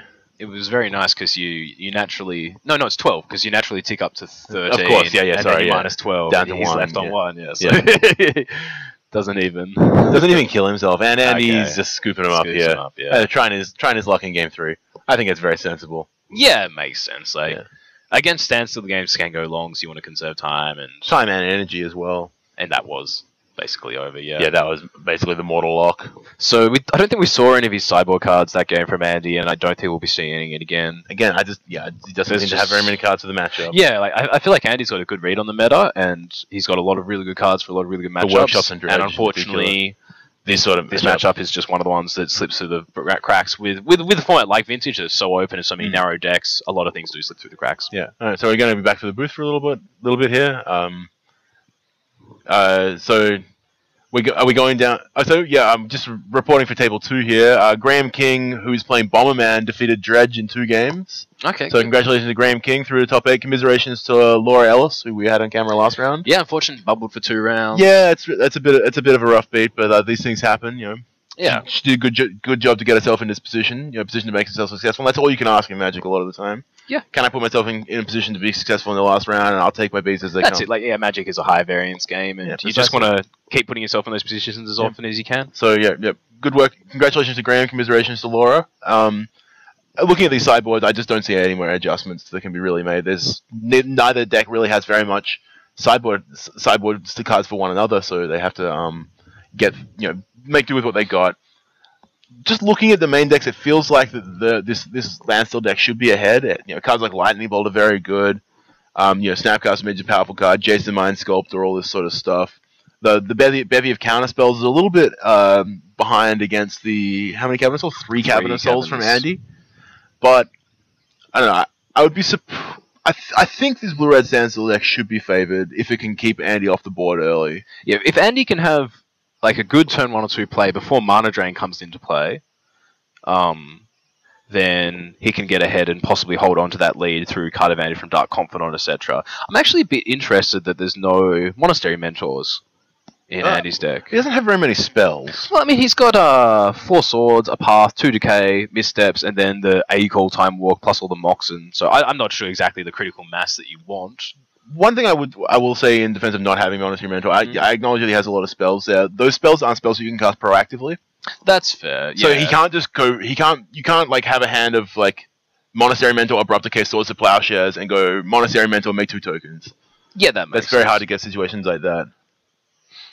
All right, so we're gonna go back down to the table now, and both players are mulliganing to 6, so resources will be low. A gentleman's game. Yeah, exactly. With lower resources, do you think that favors Andy or David more?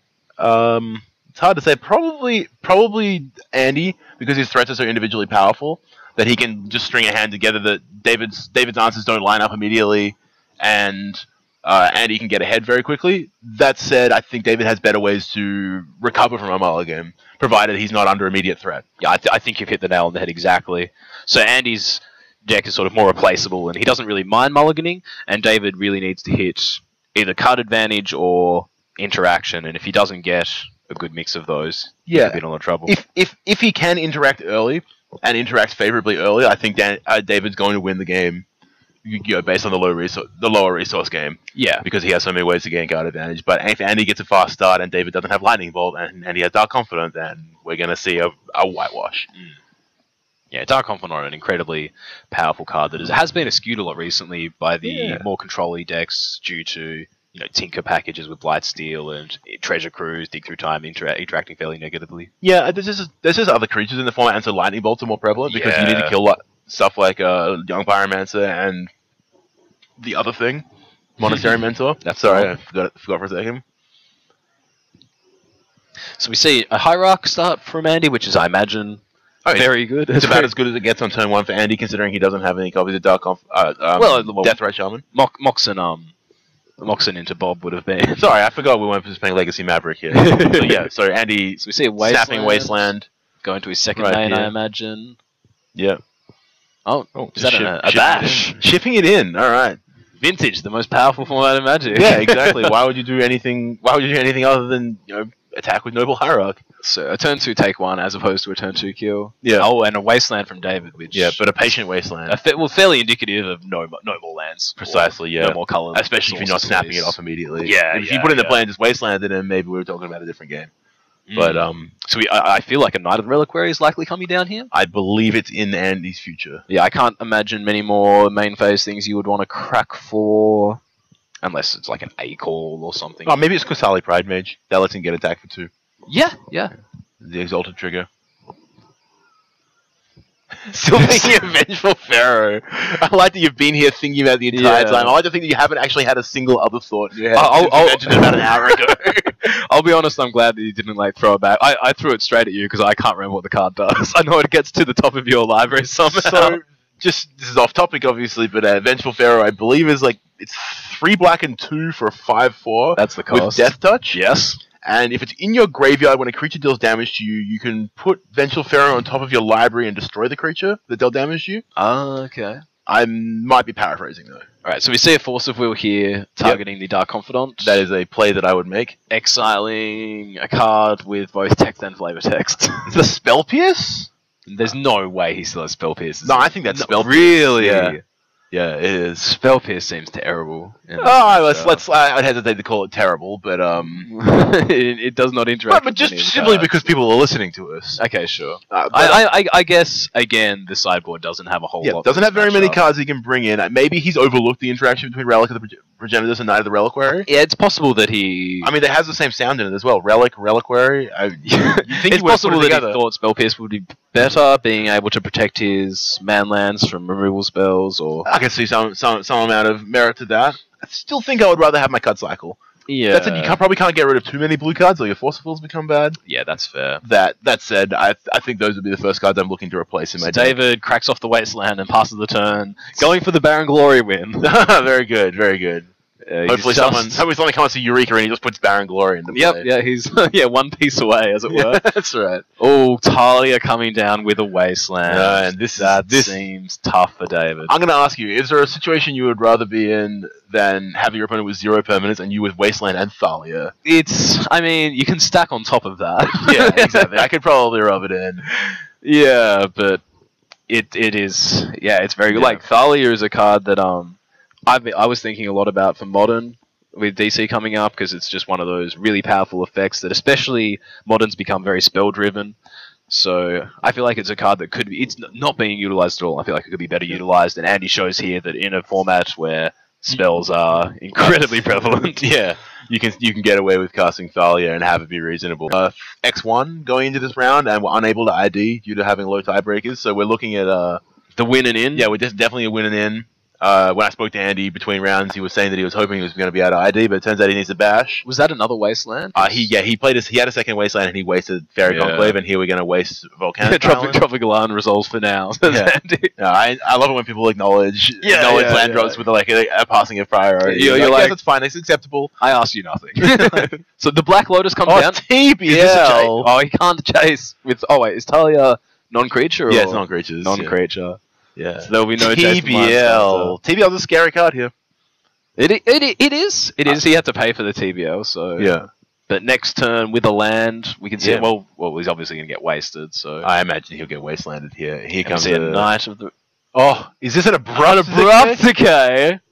TBL cannot be countered. Be still my beating Lotus. Sudden shock. Sudden shock. Okay. A mighty play. Just wasteland that land. There we go. Just snap it off for good measure. Yeah. David had the dream of potentially untapping with permanence, but it was denied. So we're back to the kibosh on that. Yeah. Oh, Mox comes down. Hey, Mox Pearl. Oh, a trick. Talia. So he replays his general from the command zone. Yeah, exactly. I think it costs 2 more. Yeah, he hasn't cost 2 more. We may have to get a judge in on this. He comes Force of Will from David. David just clinging on for what he can here. He needs to give himself out to recover. Yeah. It's like he's dealt with the bad situation he was in. So and he doesn't have a threat anymore. So he could realistically draw his way out, or else, although he has used his TBL, which is the easiest way to pull ahead. Yeah, if you're ever going to call back in the game, it's got to be TBL. I remove Standstill to Force of Will. Thanks very much, Spotter. Okay. Yep, so Noble Hierarch getting in for 1 here. Yeah, so 6 turn clock without drawing anything else. So Noble Hierarch is a legitimate threat at this point. Although, again, Deathrite Shaman in this stage would be killing him a lot faster. Yeah, I agree. I think if Andy goes on to win this match, we can get him into the booth and we can ask him some questions about his deck, actually. Yeah, I'm curious about some of his choices. Because again, the Exalted gets a lot worse when you're running such a high density of creatures. Yeah, it's not like he needs to have 3 creatures to play to win. He can definitely. Just have the relics are in. Oh, okay, all right. So I wonder what he wound up shaving. I'm surprised. How do you feel about mental misstepping? Oh, that's a very good point, actually. What are we mental misstepping? The relic. Andy's misstepping the relic. Yeah. I think it's hard, isn't it? Oh, he's looks like he's got it. Oh no, it's his graveyard. Yeah. Yeah, because I guess you're denying a draw step. There's better things I think you can save your misstep for. I think him cycling here versus him resolving Ancestral Recall.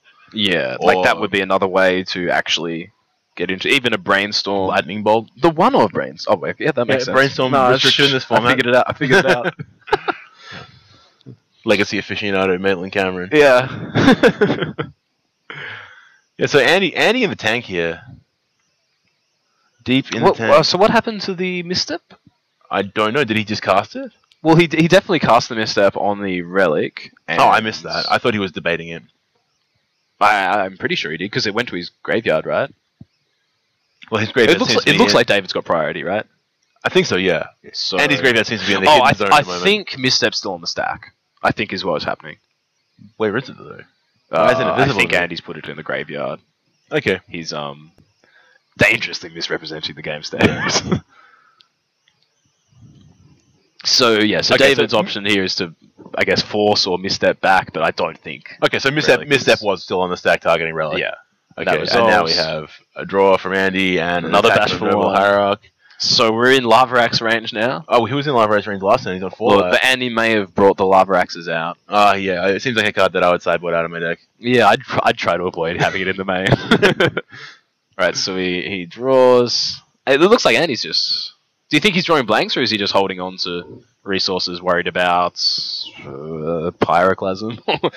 A card, sort of. No, it seems unlikely that he would not be pressing the advantage while he had it here. Yeah, Kusali Pride Mage is a great draw here. Yeah, that's good. We get both 2 double trigger of Exalted, and we get the option of killing Mishra's Factory as well. Yeah, no more blocks.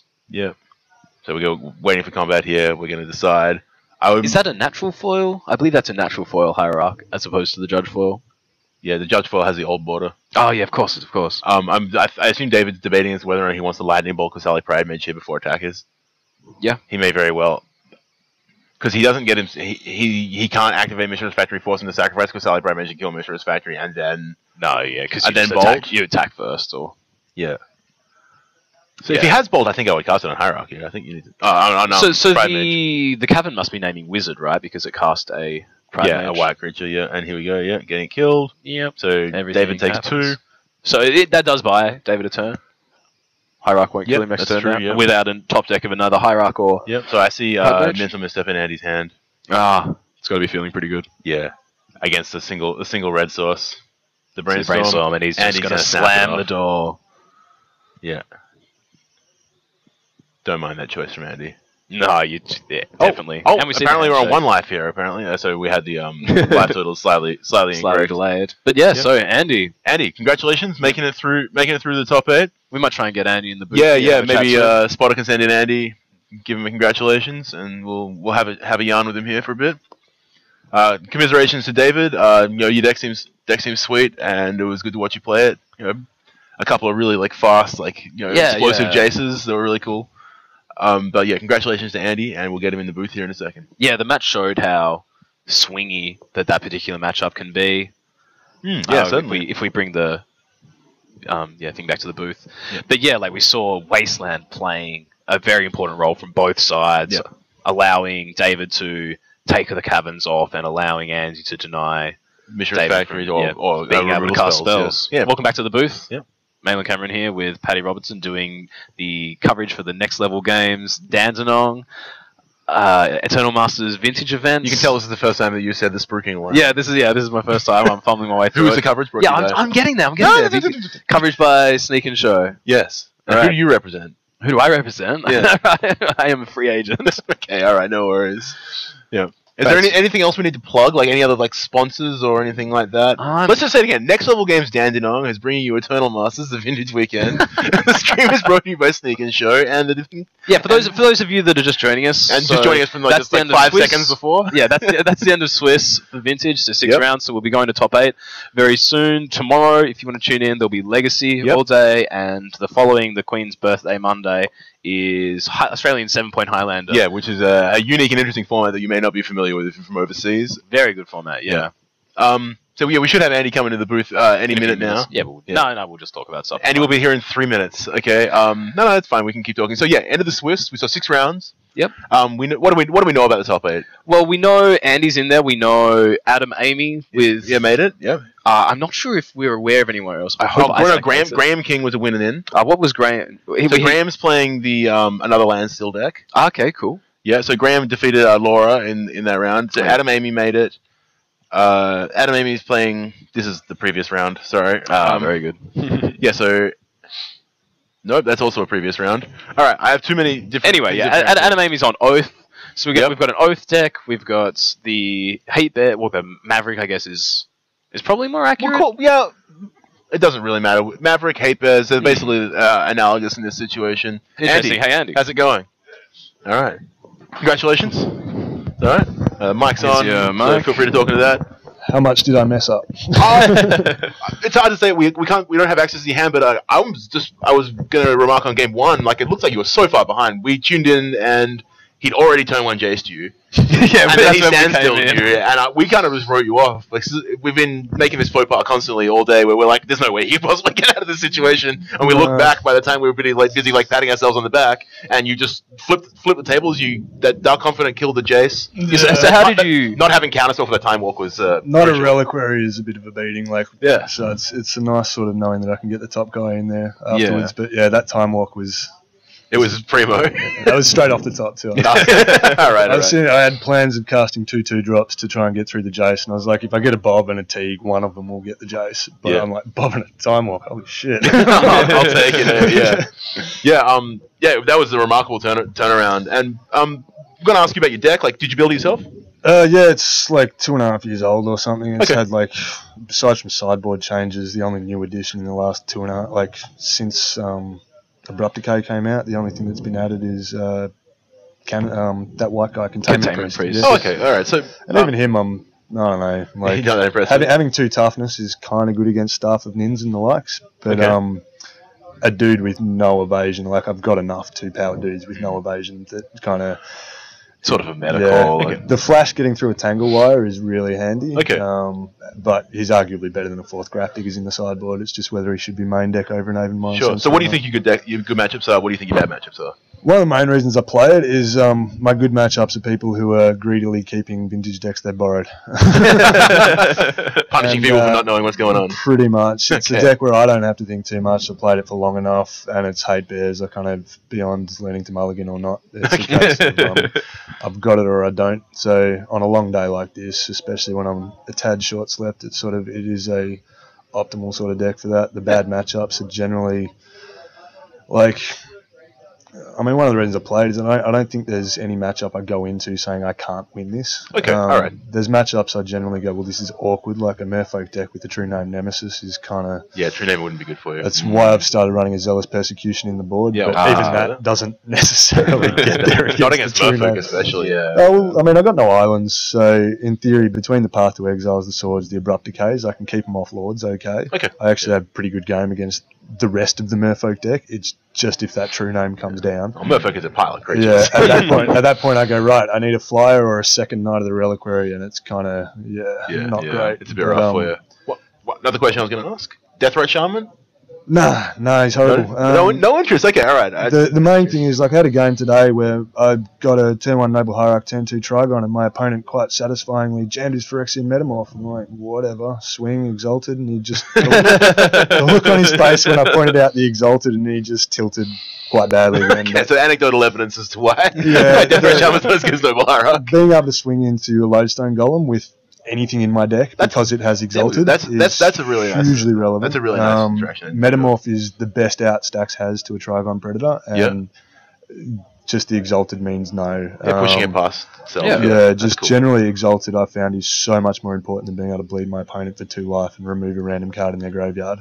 Great. And just the number of games where you go turn 1 Deathrite, I really want to hit 3-drop on turn 2 and no one played a fetch lands. It's I guess embarrassing. I guess you have a lot of cards like Cavern of Souls and stuff like that, and it doesn't line up with any creature types you really want to name. Like I've only got 4 fetch lands in the canopy, so I can't guarantee that my Deathrite's going to turn on anyway. These are all very valid reasons. So it's one of those things I've often thought, I should try Deathrite, it would be so good for graveyard hate, but I mean, fundamentally, Dredge will beat me if they draw good, but I've got enough pieces in there that it's a fair match. So it's sort of... it definitely looks like with your sideboard, it's one of the things that you're more prepared for than the standstill deck. Like main deck, I'm relying on Wastelands and the old Miser Quasali Pride Mage or something, but that's a stretch.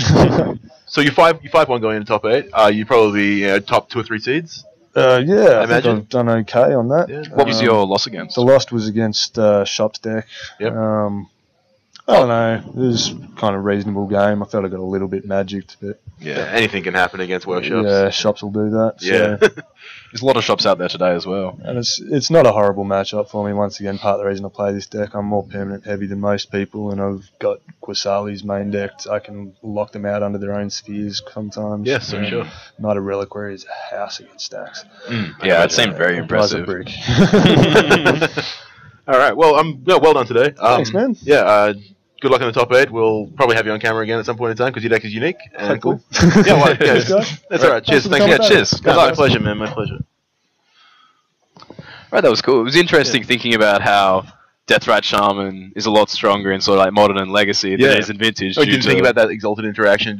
That idea of pushing your creatures through critical Baron toughness. And just not having as many fetch lands. Precisely, and lands in general. Because a lot of your lands are taken up by Mox slots. Yeah, exactly. Yeah. All right, so we're going to talk to chat for a little bit. Are we interested in getting, I suppose, do we know if we could find someone else that's locked for top 8, if our spotter could maybe get someone else to come in? And we can have another chat, but in the meantime, so Digital Psycho doesn't know what David played. David was playing Blue-Red Standstill, so he's, it's a control deck with like full set of mana drains and all that sort of stuff. Mitchell 01, we're not commentating all 3 days, unfortunately. We're considering doing tomorrow for Legacy, but I think we have a rotating cast for tomorrow. Yeah, I'm not sure exactly what the plan is. But, I'm debating between doing homework or playing myself, and you're just kind of at a loose end. Yeah, I don't really feel like playing, but But Legacy is definitely a fun format, and it'll be good to watch. Yeah, exactly. I was very, very dead set on coming in, but I had a lot of work cropped up on my plate this last week. Yeah, which can be tough. Yeah. But yeah, so the meta today was pretty interesting, I think. I didn't see... One thing that interested me was that Monastery Mentor, which is sort of the new kid on the block for Vintage, wasn't really performing as well as we've seen it do in the past. We are joined by Graham King. Graham, you won our backup match, feature match, before you got a chance to come and look at your game. You win 2-0? So 2-0 against Dredge on the... against Dredge at all, which is always good winning like that against Dredge. Yeah, so you're playing Bomberman today, is that correct? Yeah, so it's a combo with OX Salvages. You sacrifice a Black Lotus to make infinite mana, and then hopefully do something good with it. What is your kill condition? So there's a couple. One is to draw my entire deck and use Vendilion Click to make it So your opponent has no cards, and the other one is Monastery Mentor. Oh, okay. All right. So you just make infinite tokens and deal infinite damage. Yeah, That sounds like a delight. I will not lie. So what was your record going today? So 3-1-1 or 5-4-1-1? So I ended up 5-1 at the end of the day. I lost round 1 to Josh in the first round playing Storm, and then managed to scrape it back at the very end. Okay, very good. Did Josh go on to have a successful day? He did not, unfortunately. So terrible for my breakers. I did see that at 40-odd%. Yeah, it's not a nice place to be, but got paired down and won your winning in. Yep, that's right. Yeah. So hopefully good for the top 8. Yeah. So you'll be 5-1. So you'll be another high seed as well. I can only hope so. Yeah. Cool. Do you think playing and drawing is being on a play is advantageous always in Vintage, or are there some matchups you don't mind? Some of the decks it's good just to be on the draw because I'm playing a very reactive deck so that I know what I'm on, but definitely I want to be on the play regardless. Yeah, I think given the option, in any random matchup you would take on the draw. So occasionally you would want on the play. Sorry, occasionally you would want to be on the draw, but you only in certain matchups will you accept that. Yeah. So anyway, have you had a chance much to look at what other people will be playing in the top 8? Not really. I know Adam in top seed is going to be on Golden Gun Oath, but I don't really know anyone else. Okay.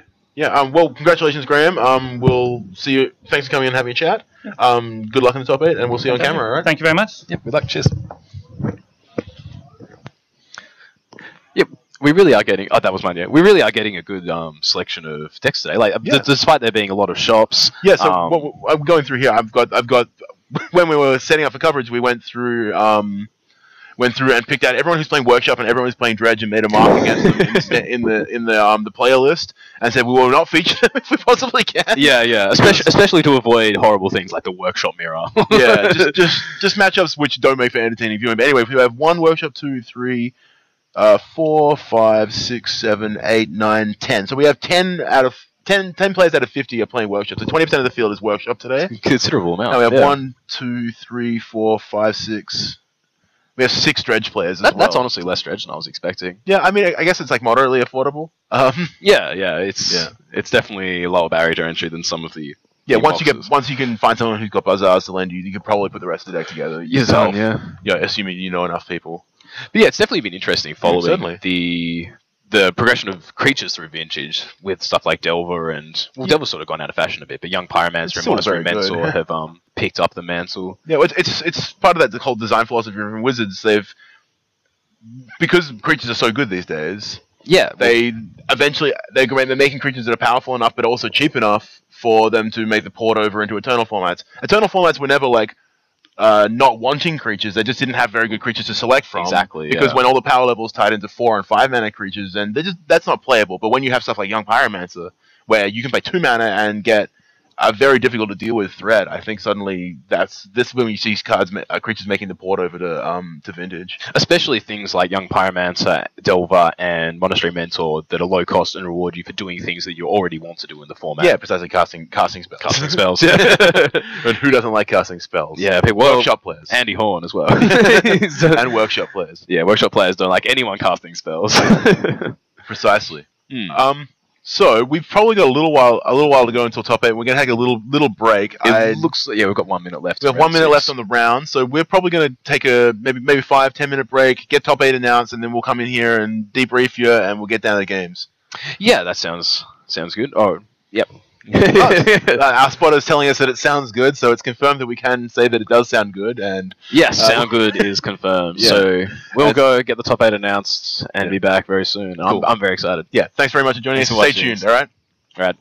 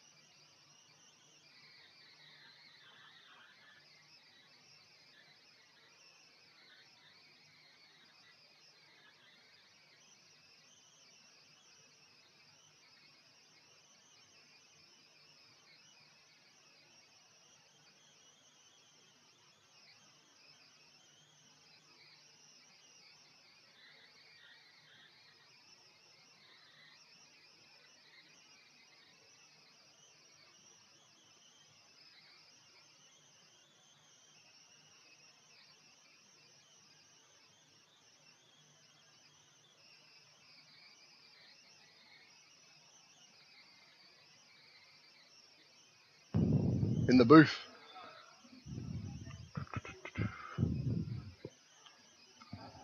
Is that water? Can I steal some of that? Yeah, go for it. All right, welcome back to the booth here with at the Next Level Games Dandenong Vintage Masters events with coverage by Sneak and Show. I'm here with Isaac Egan, who very recently I hear just made it into top 8. No, the opposite. Oh, you're the opposite. You tricked me. So what happened in your last round? So it was in a position where my opponent could ID. Okay. But I couldn't. Oh. So if I ID'd, I had a 50% chance of making the top 8. And more specifically, I had a 50% chance of coming 8th. Yeah. So I decided to bash because that's correct. If I bash and win, then I'm coming 3rd place. Yep. 3rd or 4th, which is on the play, at least for round 1. And if I bash and lose, then I'm not in the top 8. So we played. He was playing shops and he won the die roll. Oh, that's never fun. Yeah, Did you get turn 1 Trinusfeared? No, he had like Chalice and turn 1 Chalice and a Thorn. Oh, okay. And then I just didn't really play anything. Yeah. Yeah, and then so I offered I actually didn't offer the ID. I said, if I offered the ID now, after he beat me game 1, would you take it? And he's like, that's a good question. Probably not. And I'm like, sweet, I don't have to think about offering it because I didn't know whether it was correct for me to offer it at that point. Yeah, yeah. So it was good though. Yeah. Game 2 was like really close. We both had mana crypts on turn 1. And there was like 5 die rolls. I got hit 4 times. He got hit once. And then I had to, against shops, I had to Hercules recall myself when I'm playing gifts. Oh. Like gifts. Doomsday. And I had to Hercules myself against shops. Oh man, that's never where you want to be. And then there's this awkward position where I have to like upkeep, like Hercules him, and then Will, and then Gush, and then Brainstorm to find Lotus, Tendrils, and a land. The Lotus, Tendrils, and a Mox. And I found the Tendrils, but none of the mana. Oh, we're fine for now. It sounds like we've got actual standings. A top 8 announced. Yeah, can we get the sheet here? Ah, thank you very much, bro. Alright, so we've got Adam Amy coming in number 1. He's on Oath. Oath, yeah, Golden Oath. Thomas Daniel, who just beat me, he's playing Shops. Yep. Andy Horn in 3rd, who was playing the Maverick Hate Bears deck. Graham King, what's he on? I think he was on the Bomberman. Bomberman? Yeah. Wow. Josh Archer, Josh Archer, I haven't seen his deck. I'm not sure exactly what he's on, but we'll figure that out. Leroy Martin, Jacob Dunn, who's on Shops. And Jitesh. Oh, so it's actually a clean cut. 13 points. Oh, very nice. And there you are in at 10th. Yeah, so if I had have ID'd, I would have been equal with Jitesh and would have had higher breakers.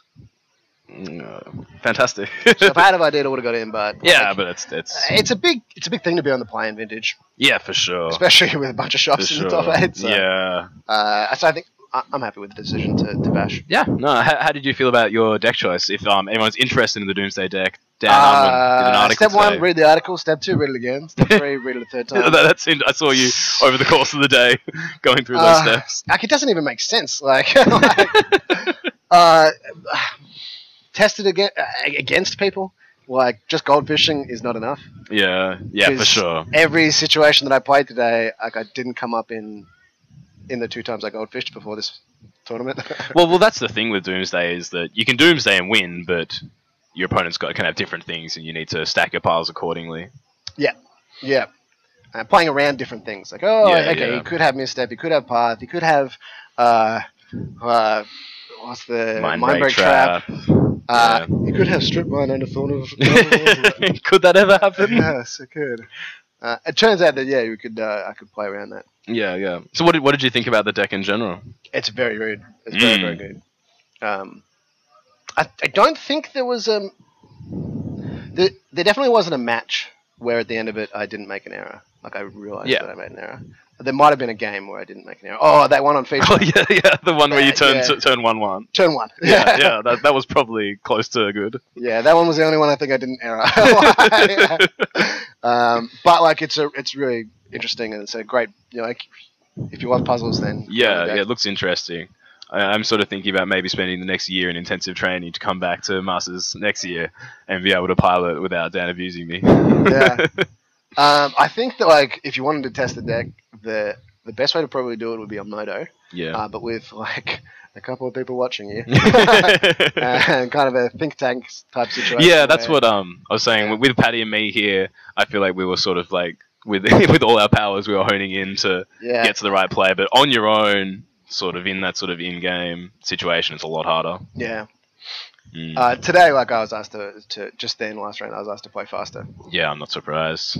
So. There were some turns where you were resolving Doomday where you were definitely sort of getting near. Oh, there's at least once or twice where I went over and I apologized, and I actually apologized to my opponents before we even started. And then Doomsday came out and they're like, "Oh, this is why you apologized."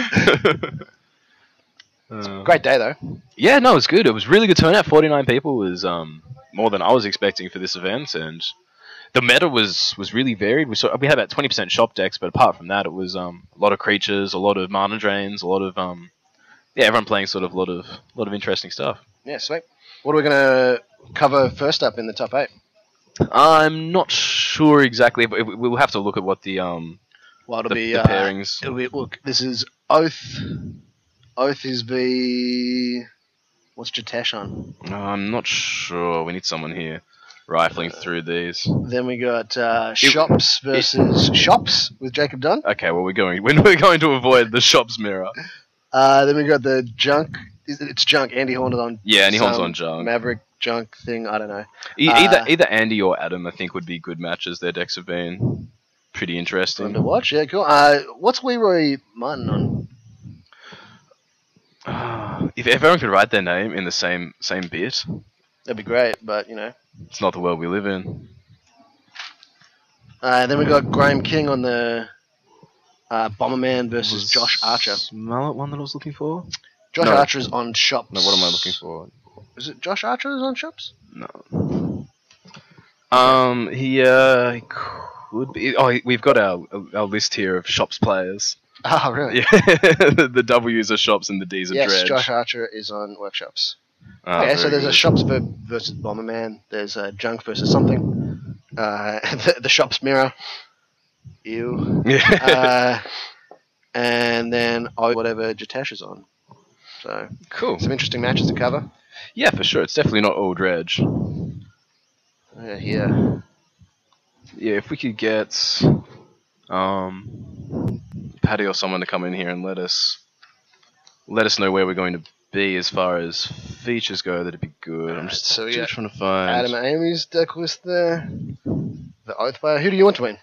Who do I want to win? Yeah. Possibly Andy Horn. I really like his deck. Looks really interesting. We talked to him and he made some good points for some of the choices he had made, and I feel like he's thought about the meta good and had a good read on what people are going to be playing and figured out his matchups. Hey, Paddy. Yeah, good. Have you? I've signed feature matches. Oh, cool. What are we using? Watching Graham King versus his opponent. Oh, sorry. Yeah. I've just been out there and talking to the players. We're going to watch Graham King versus Josh Archer. Josh playing Workshops, Graham playing Bomberman. Okay. And on the backup table, we're going to have Adam Amy versus Jitesh Ranagar. I'm gonna say that's correct. Yeah, sure. And that's going to be the Oath versus a Bugfish deck. Ah, Bugfish. So I hope that one goes a little bit long and we can watch that. And yeah, that'd be sweet. We'll switch between the two, but those are the two matches we got. Josh Archer's playing. Is he also playing the 2020 Merit Large in his? I believe that his deck is the Thespian Stage. Has Thespian Stage Dark Depth combo with Expedition maps. Yep. We had him on camera against you, I believe. Yeah. Yeah. That was the strip mine. Yeah, well, you could have played around strip mine, but you didn't. Yeah, cool. Yeah, he's Josh Archer's list. I played around Wasteland, but I did not. Yeah. So close. Yeah. Well, it turns out, it was really complicated. That was great. Though. Yeah. So here's your bracket up on screen right now. Yeah. On the other side, we're watching the 4v5, and we'll have the 1v8 on the backup table. So Jitesh on Bug, is that? Yeah, Jitesh is on Bugfish, and Adam Amy's on Oath. We're gonna have Tom Daniel versus Jacob Dunn and Andy Horn versus Leroy Martin away from the table. Tom and Jacob are playing Workshops Mirror, Yeah, so they can go and hide in the dark, and we'll see them when someone emerges victorious. And Andy playing Leroy Martin on Dredge. Andy, we had in here before playing the Maverick deck. We have one Dredge player. Yeah, so we have a Dredge, 3 shops, Bomberman, Oath, Fish, and Andy's Maverick deck. Yeah, cool. I think like an interesting mix, and some names that I know and some names that I don't know as well. Yeah, I've never met Jitesh or Martin Leroy before, or Leroy Martin. There we go. Yeah, Leroy Martin. But I've the other guys I've seen around, familiar names from around the East Coast. Yeah. Particularly playing Vintage. Jitesh is from Brisbane, and so is Leroy. I believe Jitesh is definitely from Brisbane. Some Brisbane people were applauding, so I imagine that was cool. a good indicator that he's from Queensland. Do we have an ETA on Leroy starting? Very soon, yes. Very very soon. Yeah. Do we want to keep going in this sort of configuration for the thing? I'm happy to do that. Yeah, sure. You happy to? Yeah, we'll have a three-man go. Fantastic. Actually, don't you have to play? No, you missed. I missed. Oh, congratulations! I didn't realize you had to bash. Sorry, I assumed you were doing. Also, I just read out 8 names that your name wasn't on. So like, I thought you were doing a sick rub-in. I'm sorry, no, it's actually a secret sick rub-in. I had no idea. I played against Tom Daniel. Oh, okay. Oh, bummer. Yeah. It was interesting. Turns out I could have ID'd, but. Because you had the 2 tables below you had to play. Well, I looked at the breakers and I was the same breakers as the 2 people on 10 points. Oh, okay. Oh, yeah. Sure. But they both lost. The wrong one won, and my breakers didn't change that much. But it turns out my breakers jumped by 7%. So. Okay. All right. Anyway, them's the breaks. Yeah. It looks like we've got a game on the way, excellent. so we might. Oh, great. All right. Let's get down to it. All right, so we've got Josh Archer on the right with Shops, and Graham King on the left with Bomberman. I believe we were discussing earlier what the acronym on his sleeve stands for, and I think what the conclusion that I came to is real tricks are for cowards. Real tricks are for cowards. Real tricks are for cowards, yeah. So Josh Archer running the no tricks deck. Trick free, if you will. And Graham King. Last year, I was playing against Graham King. I was playing Dredge. Yeah. He got me with a turn 1 land, Lotus, Trinket Mage, Grafdigger's Cage. Oh, very good. 0 outs. Wow. Yeah. Well, so Graham actually reigning CanCon Vintage champion. I believe he won it this year up in Canberra. There's an annual gaming convention that goes on in Canberra here in Australia every January over the Australia Day long weekend. And Graham King was the vintage victor this year. Very impressive. Playing this exact deck, actually. Probably beat Dredge in the finals. Okay, come on. Sure. Right, so we see... Strip Mine on the island? Strip Mine takes up the island and now Mox Emeralds. So Graham King getting to choose to be on the play because he was higher in the standings. Oh yeah, that's very good. Yeah. Mana really Crypt there is quite good. Yeah. Or could potentially be good, and we see a Chalice coming down. For 0 locking out any further, like Moxen. Turn 1 Chalice is just so much better. Also, can we mention that it's Bomberman? Yeah. Chalice for 0 against Bomberman is quite a powerful effect. Yeah, true.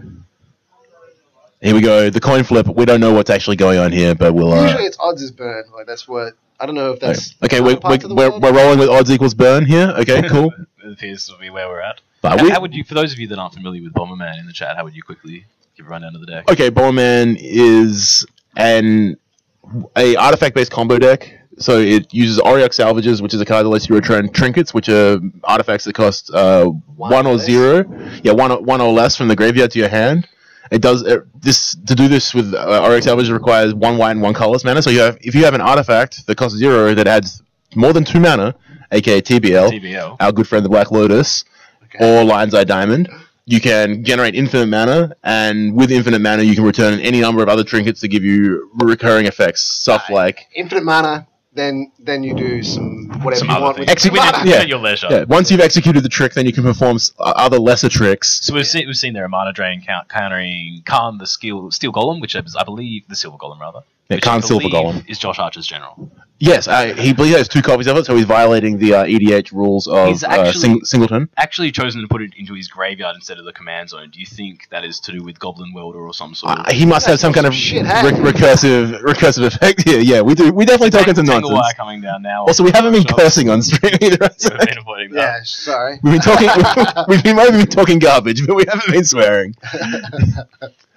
So this Tangle Wire is very bad for Graham at this point. It's 3 lands It's obviously horrendous for everybody who's ever been locked under the Tangle Wire. No one's ever had a good time on it. What I was going to say though is that Graham's deck being slanted, more control-oriented with cards like Mana Drain. So he's kind of like a blue-white control deck that has a combo kill. Okay. So it's conceivable that he has like A, enough land in his deck, and B, enough ways to kind of stop himself from dying in this matchup that he could potentially wind up buying enough time to get himself out from underneath the Tangle Wire and potentially break through the Chalice. Yeah, so Josh has a lot of lands. That was the first non-basic, so Josh is going to be able to wasteland that. Yep. Another thing that I really like about Khan is that you can animate your opponent's Moxes. Yeah, and just turn them into 0/0s and have them die. Yep. Yeah.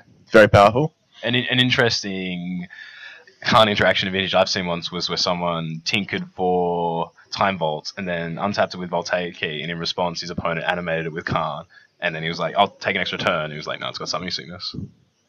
Oh! That's a huge interaction. I've never seen that before. And, so he was saying Chops do what Chops does. Yeah, so Spears come down as well. And looking at the Bomberman deck list, I'm not sure exactly how he's going to maneuver his way out of this. So the thing is, he's got a Mana Crypt down, he doesn't have any pressure, so hopefully Graham's plan at the moment is to win a bunch of those die rolls. Okay, so we're not going well. Yeah, so he's 1 from 3 at the moment. Yeah. We're playing the odds is equal. If you're rolling odds, that's burn. Yeah, so 3 damage if he rolls an odds at the beginning of his upkeep. Correct, yep, that's right. There's no outs to that Graph Digger's Cage in the main from the Chalice. For the Chalice, sorry. From the Bomberman deck. I guess there's other ways of explosives. Yeah, you can get it. Which does not. No, he gets around it if you have colorless mana. Yeah, which he does. He has a cavern in his bin. Oh, does he have other caverns? Conceivably, he has colorless sources. He has a library, Strip Mine, and a library. A Krakus. No, that's not colorless. Yeah, it is. Krakus. No, Krakus has Krakus white. Library. Library is yeah. We were talking about Krakus. He also has but he also has cards like Restoration Angel and Monastery Mentor in his deck, which are part of it. Apparently part of his kill conditions. Is that a me? Battlesphere? No, it's Coercive Portal. Coercive Portal. What the hell is Coercive Portal? So Coercive Portal is a personal Howling Mine. Oh yeah. You from Conspiracy. Yeah, it's one of those multiplayer cards that has the voting. He's the voting mechanic. He's stacking his trigger at the moment. Yep. So There's definitely a lot of triggers going on. Boom, taking some damage. Draw a card, then he's going to tap some things. Yep. Not that it's particularly relevant. He's going to tap things that don't. Yes, Coercive Portal I've seen today. Quite a few shop decks are playing a couple as in addition to Staff of Nin to get. It's a cheaper Staff of Nin. You can definitely just cast a turn 1 off like Workshop Mox. Yeah. One thing I find interesting is Trinisphere gets turned off when it's tapped. Yeah, that is a very old kind of interaction in Magic. So it used to be that continuous artifacts would have no effect if they were tapped in like the early days. So if you had like Winter Orb in play and you just tapped it at the end of your opponent's turn, you would untap all your lands. All right. Yeah, that's how it used to work. And then when 6th edition rule changes came out, they changed that, but they errated a bunch of the old continuous artifacts to have that clause in their text. Yeah. And then when they cleaned everything up and sent everything back to as best they could to correct the original wordings, they removed those clauses that it no longer has any effect. Yeah. But for a very long time, that was how it was. And when I started playing Magic, you could tap your opponent's Meek Stone to untap your guys. I think Trinisphere actually has it in the reminder. Yeah, it literally has it written on the reminder text, yeah. So second Tangle Wire coming down here. Yeah, just furthering the misery for everybody. Again, like it's worth pointing out that we just... Yeah, look at the devil. It's a delightful little altar. He still doesn't have any pressure. So yeah, I was just about to say the same thing, yeah. And the Mana Crypt is... Mana Crypt is Portal, you'd think he'll be able to find something. Yeah, he should be able to find something, but quickly. He needs to find something and then still... kill him with it, yeah. And still not... And so if we're just running in, if he's running bad here, it's... Okay, he dodges. Pretty well. Pretty good. Yeah. You gotta tap some things, buddy. Right, so we see the wires ticking down. Easy. 3, so he's tapped 1, 2, 3, yep. Yeah, so next turn it's worth just kind of noting that he can tap his Tangle Wire and the Tangle Wire that's about to die before he has to remove the fake counter for the Tangle Wire that's going to die. Gets to the point where you have to, if people want you to stack your triggers and announce stacking your triggers rather than how they're going to resolve, then you have to stop and think. Yeah. I had a situation today where there was